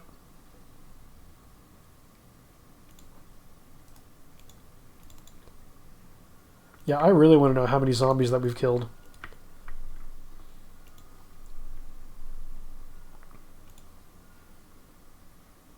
Already at 202k XP. And I am tied with Eero and Jofsim in total level. I just need one more level gain to hop up to rank 57 on the high scores.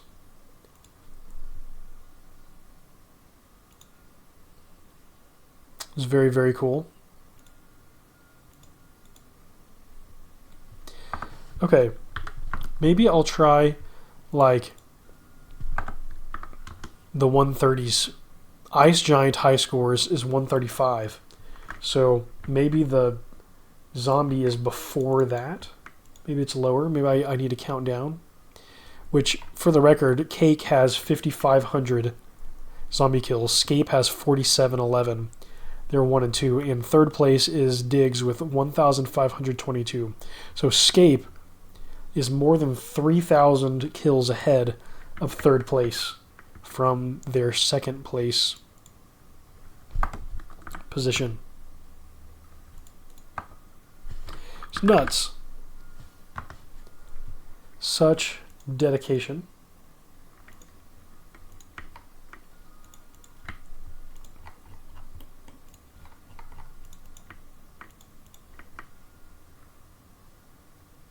.33 strength, still 31 hits. I'm just entering IDs on the high scores table. Squire. Looking for the zombie.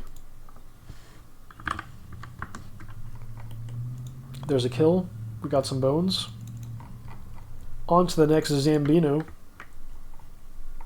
I need a comparison. If anyone watches The Walking Dead, how many zombies die per episode?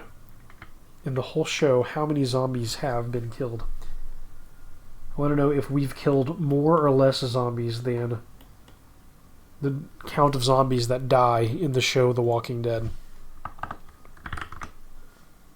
Definitely let me know in the comments if the keyboard sounds vibey or not. I want to know, and you won't hurt my feelings by saying that it sounds bad. In real life, it sounds fantastic.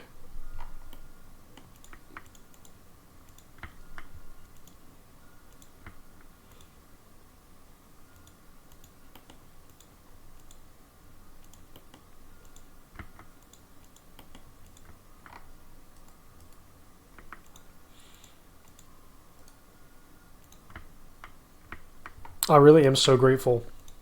Feeling very grateful recently. The refreshed workspace has me feeling grateful for my wife for knowing exactly what to get me. For all of you for hanging out with me and watching as I literally just play RuneScape and just have a fun time doing it. And hopefully you're playing and having a fun time also. We're just collectively feeling dopamine from playing our favorite game.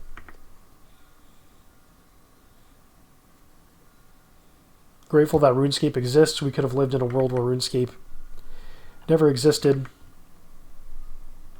Grateful for the developers at OpenRSC for keeping the lights on for 2001Scape so that we can have fun spending this time investing in a 2001Scape account.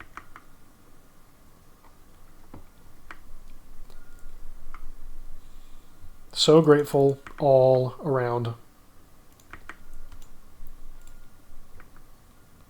We should be close to 34 strength now, which is getting us close to halfway to 40. And this is how you got to do it. This is how you've got to dole out your successes. Got to have these small achievable goals. My position is still not visible on the heat map. It says there are 2 players online, so I think it's recognizing that now.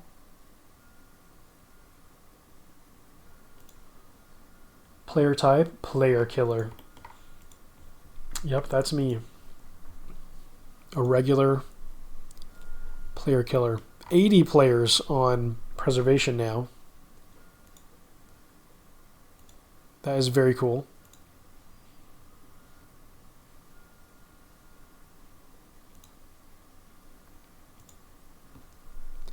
So crazy that we're ranked 59 now, about to be ranked 57. There it is. 34 strength. Let's freaking go. The Moss Giant is still Dark red. There's a 7 out of the gates. Maybe we're going to hit an 8 soon. Maybe, just maybe.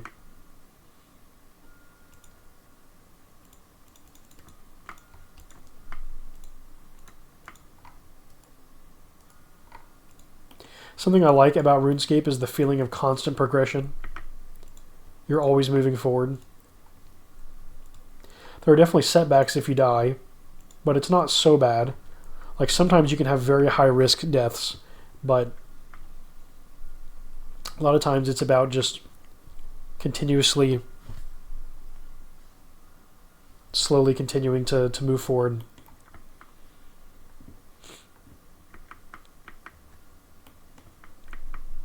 Yeah, some games are way more punishing. RuneScape is at times a more relaxing experience. Sometimes it's brutal and hardcore, especially PvP or high risk PvM.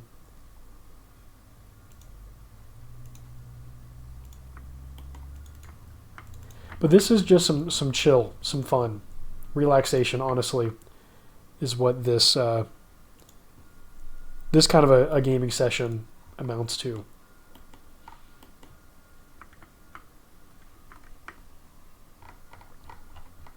Today we've already gained an attack level, a hits level, and 4 strength levels. We were at 30s across the board. We were at 29, 30, 30, 29, I think. So that's 1, 2, 3, 4, 5, 6, 7, 8 levels in this session so far. Really not bad. Not bad at all.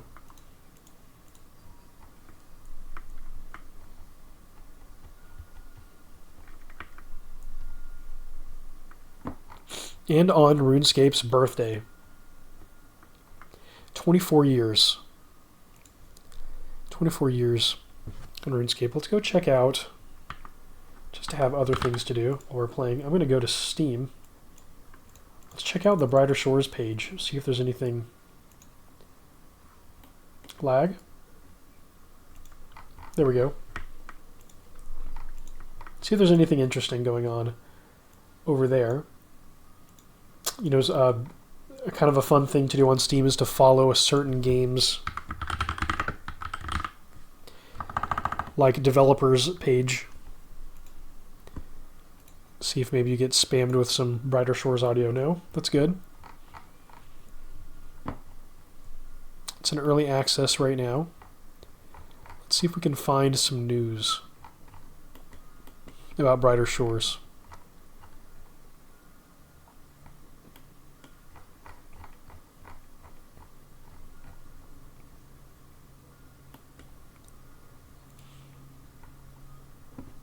Oh, they had a Christmas event. That's cool.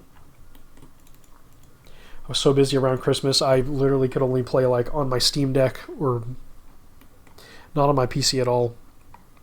I was so busy. Had a Christmas event. It looks like a bunch of quality of life fixes and patches basically since launch. Ooh, leaderboards. That's cool. Added leaderboards to Brighter Shores. That'll definitely be a plus for me.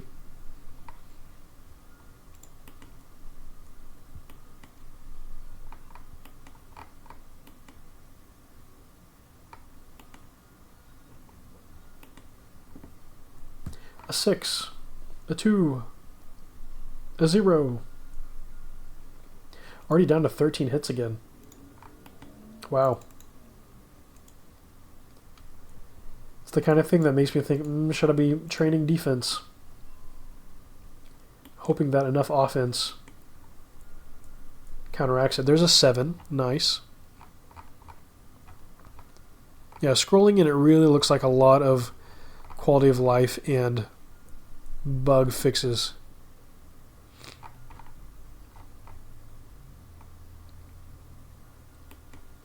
Ooh, multi-boxing is against the rules now. Apparently they had a more lenient stance on it at launch. I wonder what caused. I wonder what caused them to decide that. I don't know what maybe it adds more burden on their servers or something if everyone has multiple characters logged in at once. I don't know.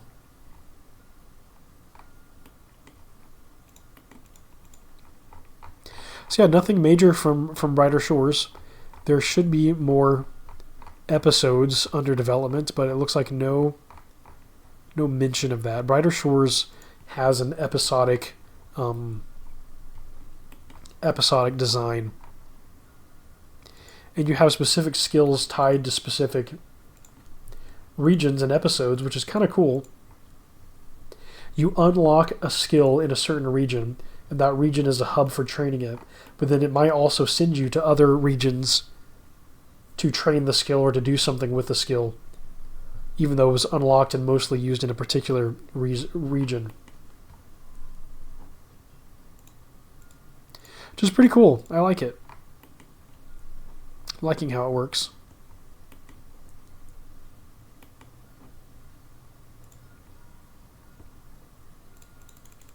Another zombie bites the dust. I could also just ask in the Discord if anyone happens to know what the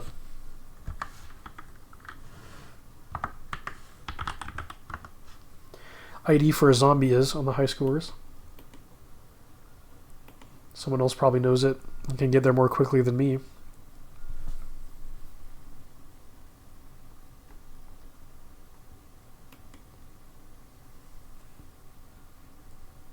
Let's pull up Discord and see if there's anything interesting going on in the 2001Scape Discord channel.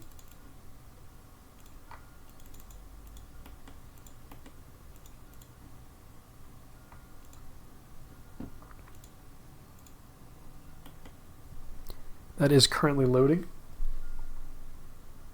While we're grinding our way towards 35 strength, level 3 thieving. It's so funny that that is the maximum thieving level possible in the game.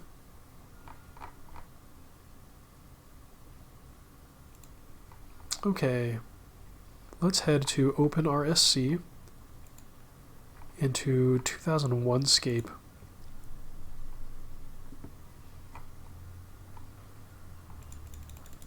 We're down to 12 hits. 31 hits level, though, means that we have a max HP of 31 now. It's cool how that works. It's crazy having a health in the 30s now when it was in the 20s. Hey, someone posted their Mithril Square Shield drop from Ice Giants. That's pretty epic.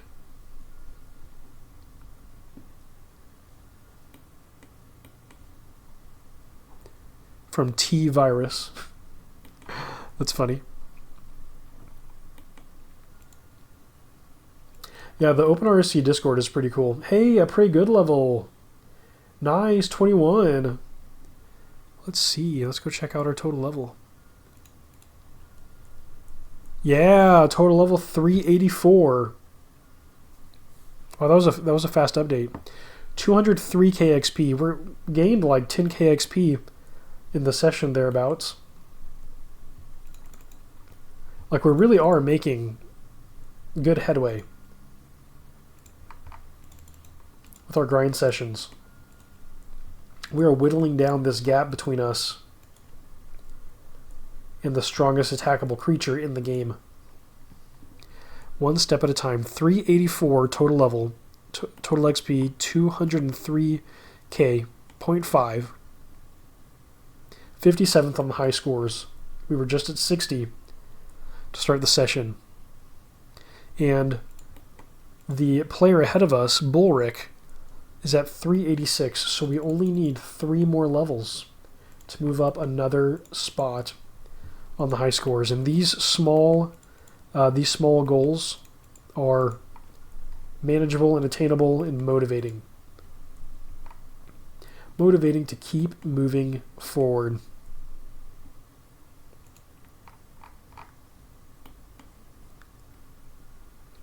Epic, epic.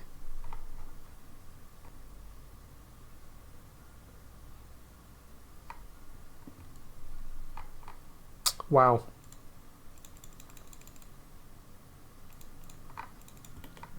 It's going to be so cool when we're on the top 50 accounts on a RuneScape server. First time in my life. And like, I don't even care that it's a smaller server with fewer people playing. I still think it's epic. It's going to feel so cool. It's just a big enough pond. Just a small enough pond for me to be competitive. Big enough for it to feel noteworthy. And especially given the extra grind required on this server to earn levels. For instance, clicking on the pickaxe and clicking on the rock. I remember receiving a comment where someone was like, "Lad, just click on the rock. You don't have to click on the pickaxe and click on the rock." He was like getting so mind blown by my waste of clicks by clicking on the pickaxe every time. That is exactly what you have to do in 2001Scape, and there is a hit points level, 32 hits. Let's freaking go, 32. Wow. So our combat level now is 31.75. We just hit 31. We hit 30 and then 31 in this session. With one more strength level, we will hit 32 combat level in this session. So we'll have hit the halfway point. Our combat level will be halfway to the Moss Giants combat level. We hit that at 31. We're going to be past that with combat level 32. Wow. Moss Giant is still red. Is it a lighter shade of red? No way, right? Like, that's just the red? Is there a dark red and it's getting lighter? Is there a gradient? Am I crazy? I could be crazy. But the shade of the color could change. I don't know. I might be being crazy. There might be nothing. The kind of things you think about when you're playing RuneScape.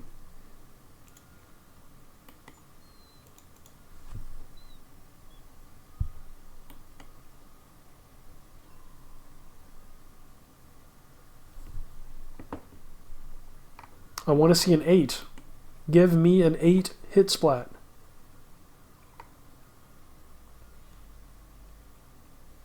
All blue hit splats are on my opponents and all reds are on me, so if I see a lingering blue hit splat, has to be my opponent's, right? Like the hit that I landed.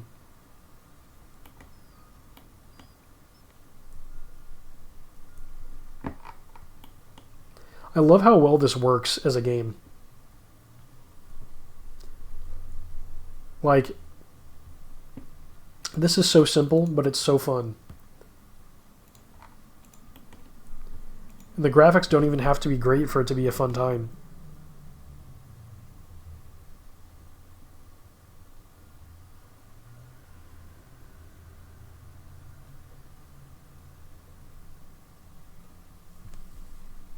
Wow.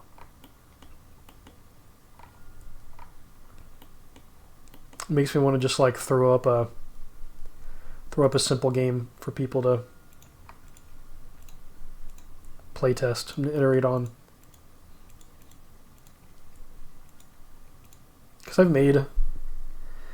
made games before. I've just never made them like really publicly available or accessible.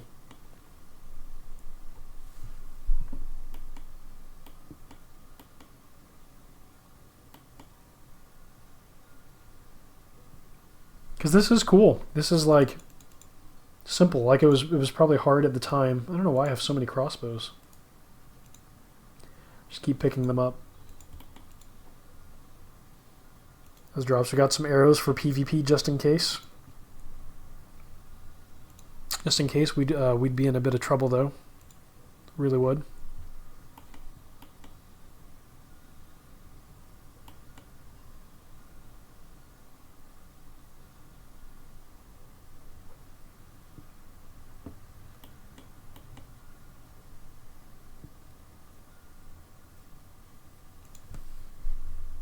Yeah, it could be fun just to make something, just to make anything, throw it up, Get people to try it out, get feedback, build on it.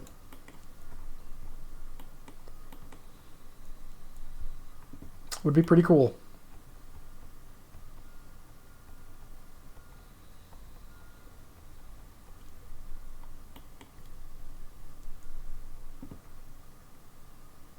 Closing in on 35 strength. How long ago was it that we hit 34? It hasn't been that long. How long have we been grinding?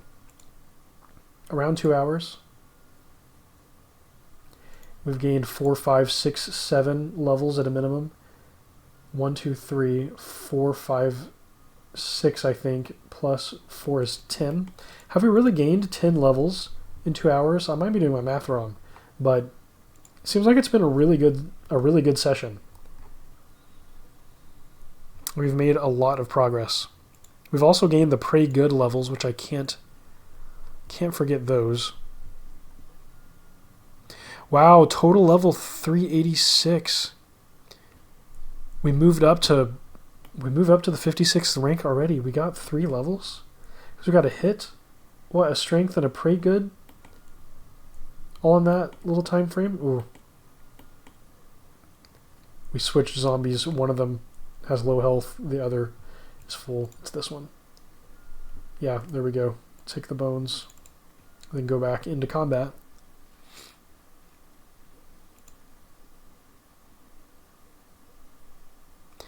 Yeah, we had to be lower than 378. Let's say even if we were 377, we're about to be 387. So we'll have at least earned 10 levels in this session once we hit the next strength level, which feels like a lot.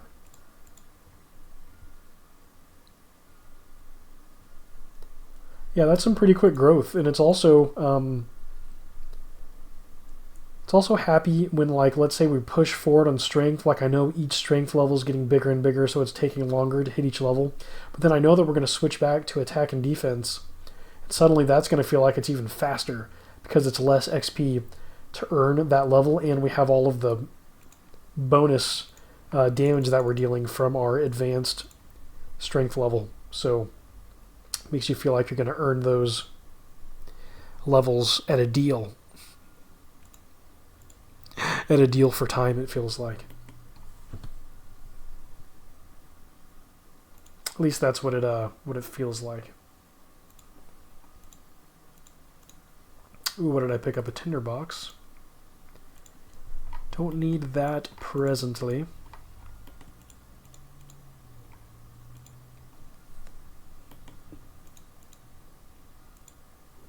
Oh yeah, I was going to ask in the Discord. We're saying Happy New Year, so let's say Happy New Year. Does anyone know the monster ID for zombies on the high scores?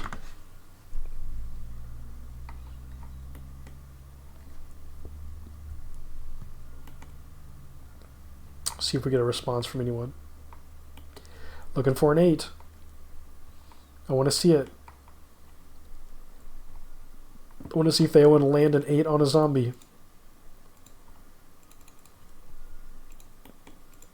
Would just be epic to see. We saw a 7 for the first time today in this session. It'd be awesome to see an 8. Really make me feel like these sessions are quite meaningful.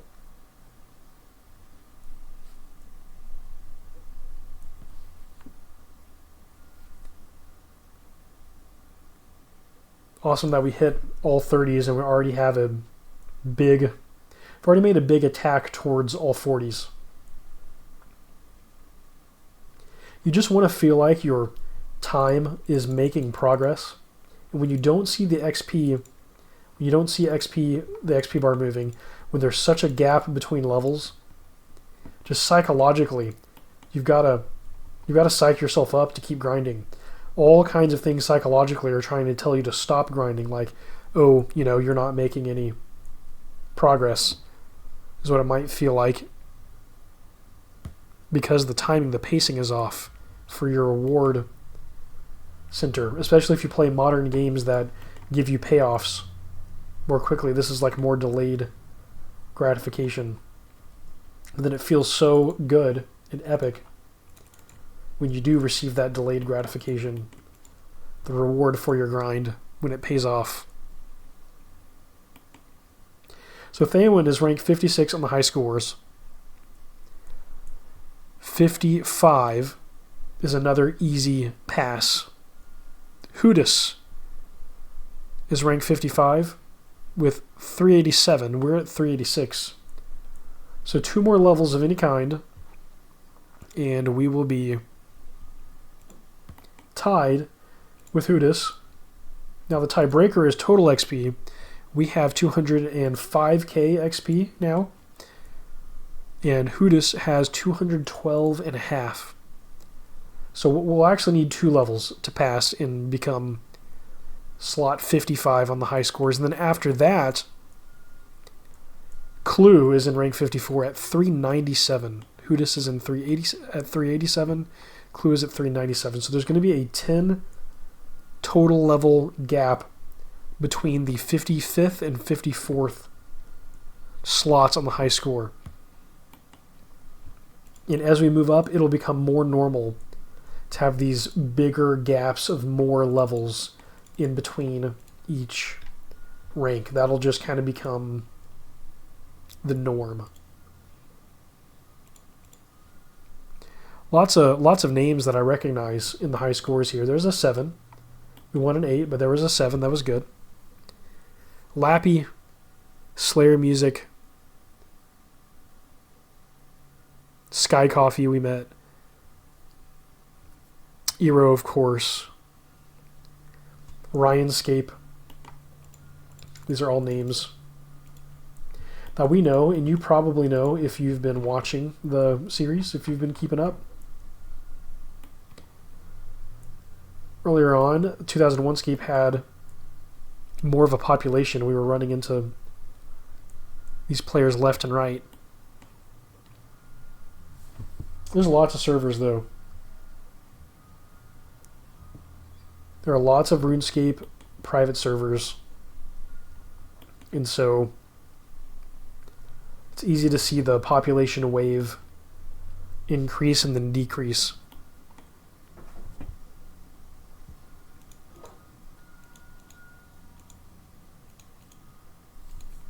Your opponent is retreating. Yeah, there was some lag there. No big deal. No big deal.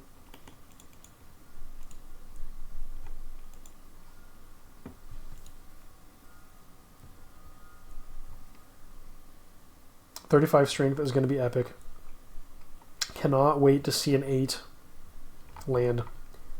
I'm really going to freak out the moment that those hill giants are anything other than blood red. That's why I'm maybe making up that their red color is a little brighter than before. Like, was it a dark red when it was really bad, and maybe it's a lighter red as we gain combat levels? That's what I'm excited to see.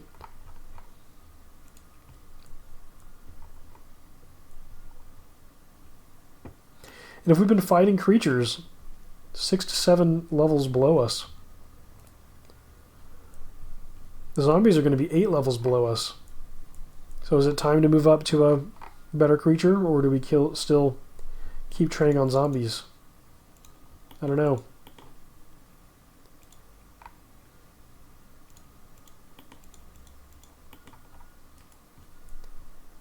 Still red.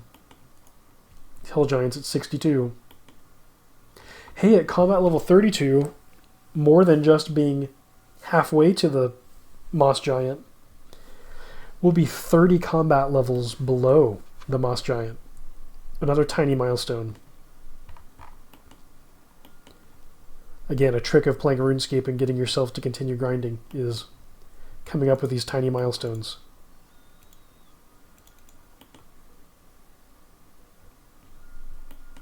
A 6, a 0, a 7. Yeah, this is great. We could benefit from every level advance. We could hit more often with attack. That'd be useful. We could hit higher numbers with strength, and that'd be useful. We could get hit less often with defense. That'd be useful.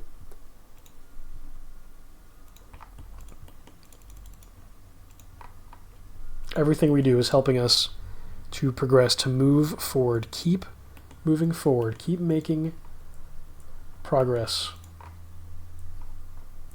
Earn those achievements. Earn that victory. Achieve your milestones. I hope that you are making good and steady progress towards your goals today. Hope your XP gains are good. Mine definitely feel good in this session.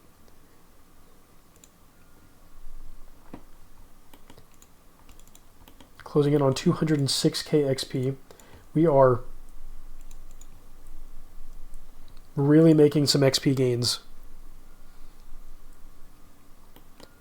And it seems to be a pretty wide range on page 3 of the high scores. We have one player at 161k, just about, XP, and another player at 582k. Sky Coffee has 582, almost 83k XP. Wow, far more than double our XP on the same page. That is wild. It's the result of one player leveling their skills kind of evenly, which allows you to climb the high scores faster in less total XP, with other players really focusing on specific skills, which gives them way more total XP, but then they climb the high scores more slowly.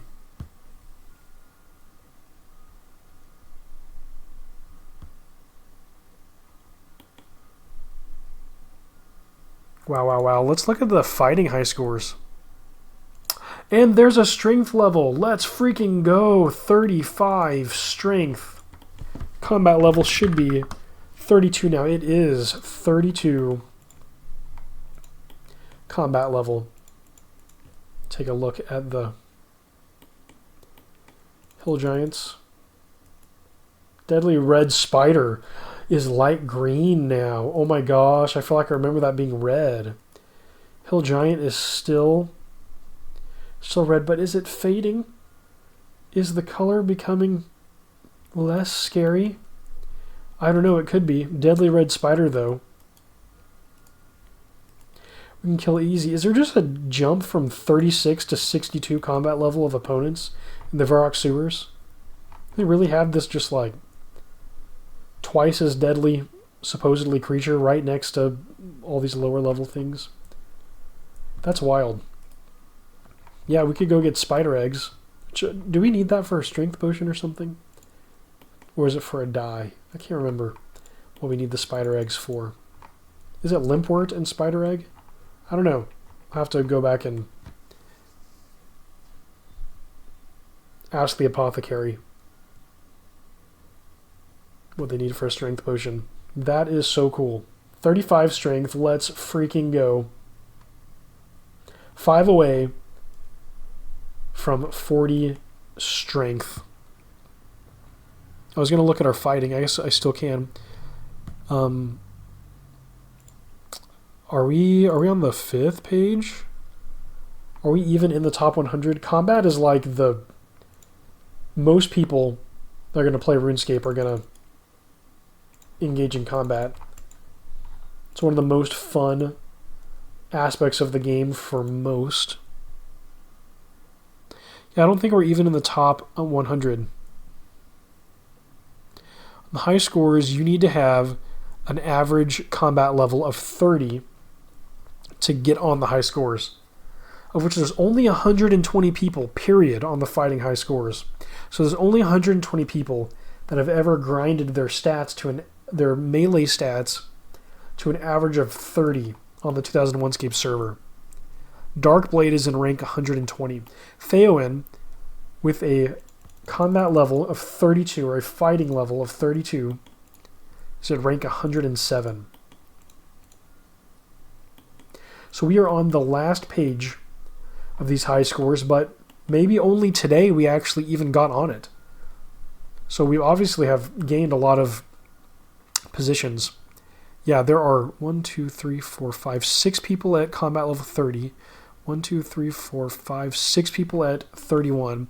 We just hit 32.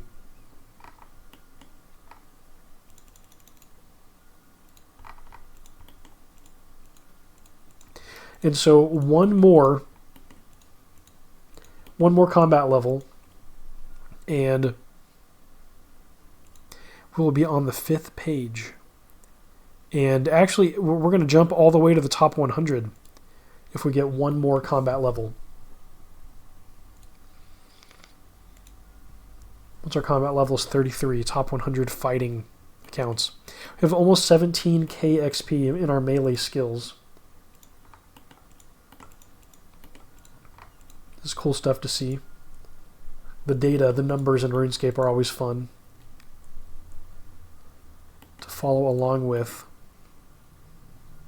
So actually now we're at rank 106. Our XP just passed someone. So every few minutes we should gain a rank. We should rank up really quick because there's a lot of people bunched together in this area of the high scores. We're going to move from the 6th and final, the last page on the high scores. We're going to move to the 5th very quickly. Somewhere around 17.5k combat XP, we are going to suddenly hit the top 100 accounts on the fighting high scores. Which is cool. That makes you the top 100 most dangerous players in the game as far as melee combat goes. It's not taking into account your ranged skill or your good magic, evil magic skills. Just in a straight brawn. Ooh, Eye of Newt. Interesting. The zombie drops Eye of Newt? Really?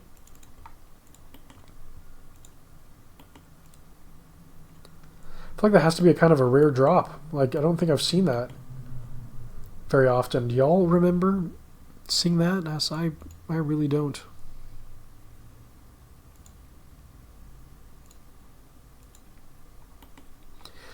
Wow, okay, we should be really close to rank 105 on the fighting scores.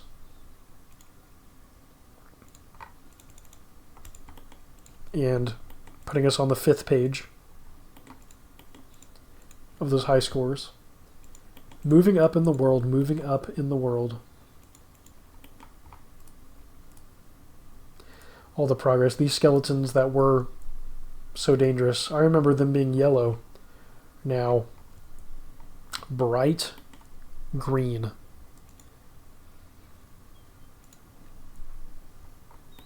A 7. A 0. A 4. Where's a knockout? Yeah, there's a knockout.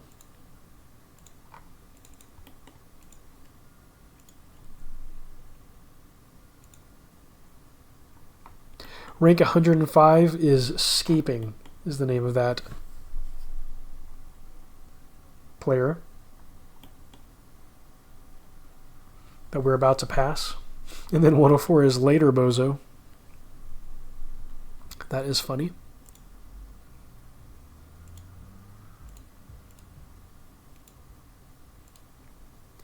We're so close.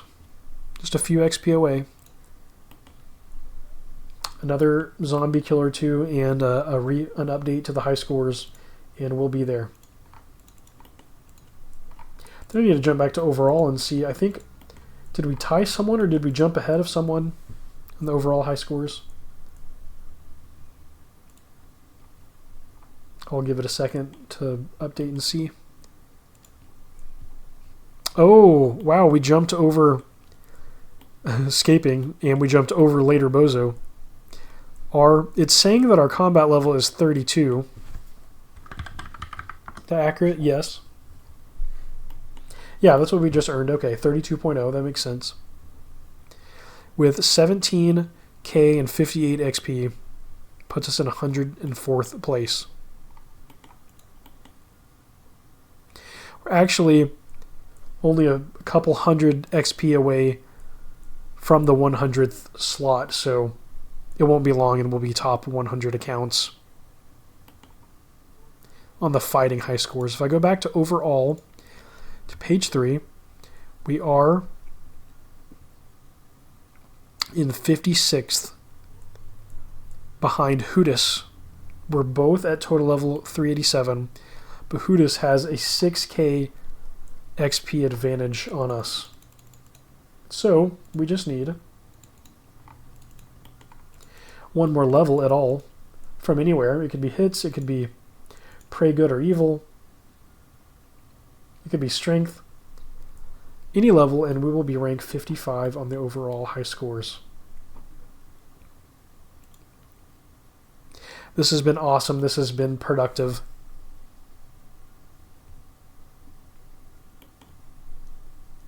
Feels like it's been a really good session of grinding.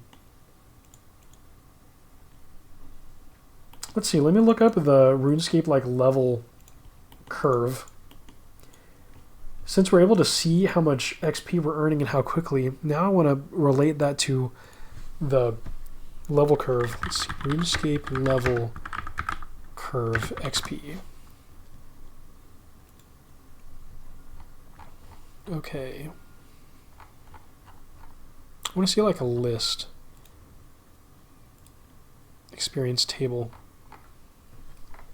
In the standard skills, and I'm assuming that this is the same across games and servers. I know in RS3 there are some special skills that don't follow this progression, but I'm just going to assume that most skills on most servers will follow this progression. Let's see it. Wow, why are there so many ads on this page? Okay, so our strength level is 35, which means that we need to have this says we would need to have 22,000 XP just in strength. Interesting, that can't be right based on... Unless XP is calculated differently for the fighting high scores. I don't know. Unless every 4 XP is 1 XP on this high scores. If it's the average of your XP across those skills.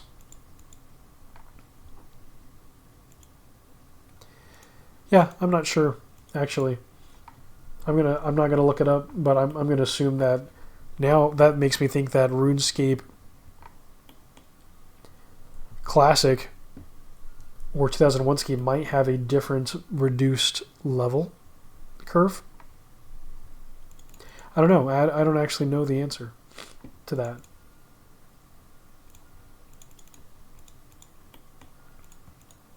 It's a great question, though. To know how close we are to the next level. Yeah, in future iterations of RuneScape, you'll be able to hover over a skill and see exactly how much XP you have until the next level.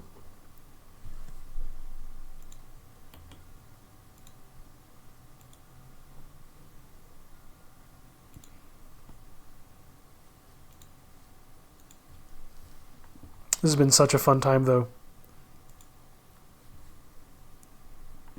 Hope y'all are enjoying hanging out with me on RuneScape's birthday, 24th birthday. How special and exciting is that? Our hits have been whittled down to 10. We need to do some defense training before we have an infinite combat grind with no need to back out for food, which would be optimal if we did not have to leave the grind.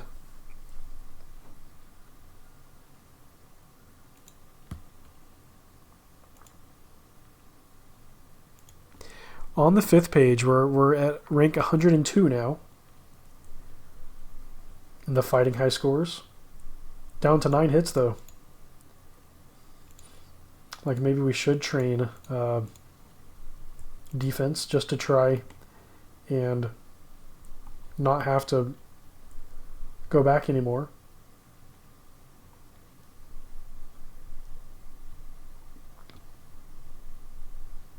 Wonder if that might be a tactical way to just extend our grinding time.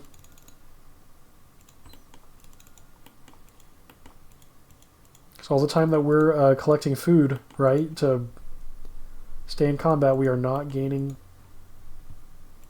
combat XP while we're doing it. Actually, we're killing rats, so we're getting a little bit, but it's not the same.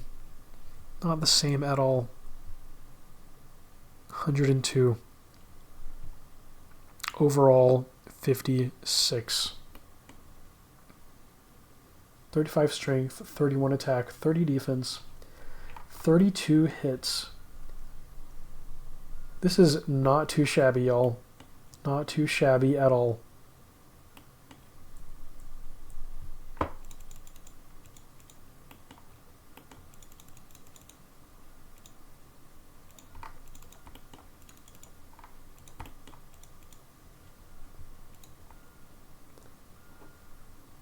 Check the Discord. Did anyone respond about the zombie? There are at least 3 zombie IDs, says Stormy. Ooh, I see. I've been grinding zombies in the Edgeville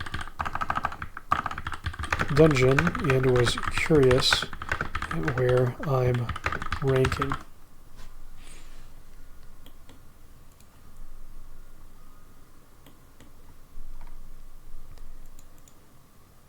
Epic, epic. Alright, what's my total level at now? Total XP, 207k total XP. Well, that's so fun to see that number climb. That is really cool, actually. We're back to 10 hits, which is good. Back down to 8, just like that. That quick. Do I keep pressing for the 36th strength level, or do we switch to defense and start training that?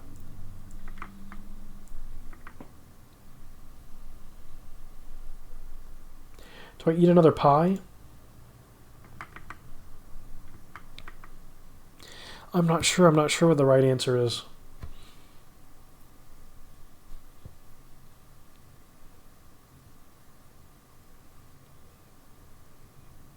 To avoid having to escape. 32 total hits now. Very, very cool. Good stuff, good stuff.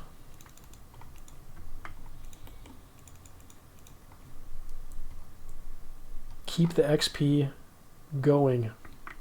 Keep grinding, keep churning.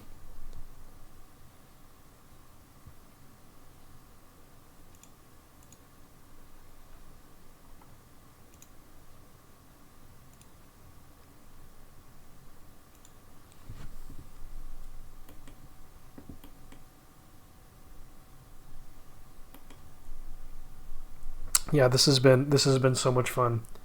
And it really is encouraging to be nearing the end of a session and to look back and see all of the progress. It builds a bridge to the next session. Because when you come back, you're going to be making significant progress.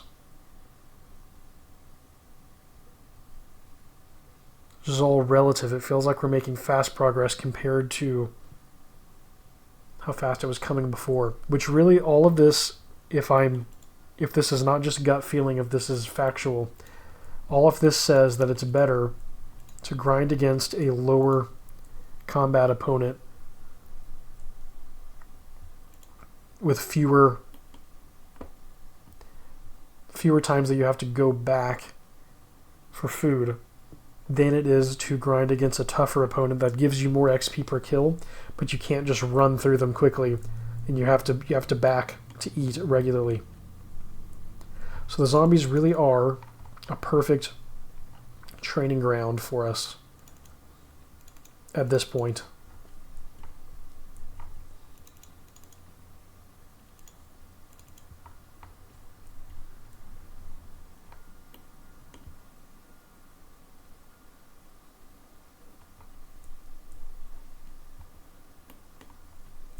Yeah, our hits are getting so low.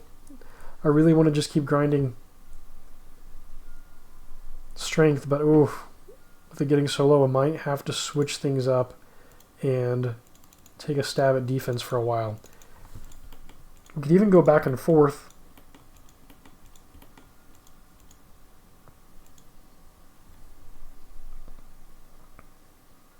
It's like, let's put on the defensive and just see if we can start trending. Oh, we landed a 7 with the defensive mode on.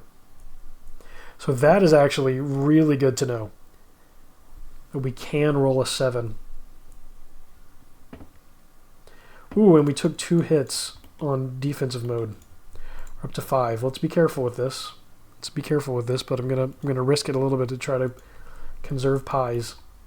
I'm really hoping that we're close to the point of equilibrium between damage received and our capacity for healing. Really hoping. We got to be careful. We could technically be 3 hit in this dungeon pretty easily if the zombie just got a few good dice rolls.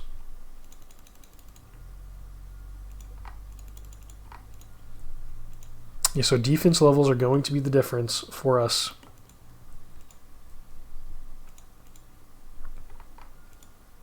Getting to stay here longer. And if we finally hit that equilibrium, if we could get up to 32 hits, then we could push on to try at the skeletons, for instance. Ooh, this is intense. Oh, down to 4. Oh, and back up to 5. We healed. We healed back up to 5. We want to trend up. We want to trend up with our hits. Not down, up. We want to get to 6 hits before we get hit. Which means we need to deal high damage so that we can minimize the number of dice rolls that our opponent gets to make against us. So attack and strength also helps you with this. It all works together. I know I've said this a million times. Every level, every piece of your melee computation is important.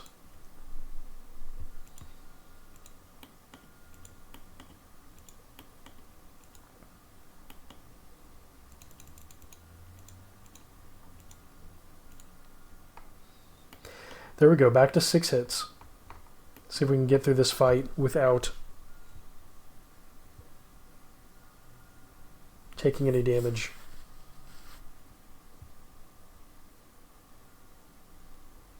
Stay strong, Theoin. Stay strong. You can do it. You've got this. I believe in you. Yeah. Awesome. Okay, well, guys, I actually think I might call it here and come back and grind defense in the next session. Thank you all so very much for watching this 35th episode of 2001Scape. In today's session, we grinded combat XP at the zombies, working our way towards a combat level that will allow us to kill an ice giant, hunt for the mithril square shield, but also even shorter term, looking for a combat level that will grant us healing equilibrium with the damage we receive from the zombies. We made lots of progress. We maybe earned 10, more than 10 levels today. During this session, did we actually hit the top 100 combat? Let's see, rank in the combat high scores. Yes, we are number 100 on the high scores in fighting. Overall, we are rank on page 53, we are rank 56. In the next session, we're going to hit the 55th rank in the high scores. We're going to be chasing 54. We'll keep grinding defense against these zombies, and maybe, just maybe, in the next session, we will finally hit that point of equilibrium. Heal up to 32, and then move on to the skeletons. Oh, that's going to be so fun and epic. Thank you again so very much for watching. If you enjoyed today's episode, don't forget to hit that like button and to subscribe for more retro RuneScape content. I'm Twinrova, and this has been episode 35 of Let's Play 2001Scape. Until next time, happy scaping, and fight on!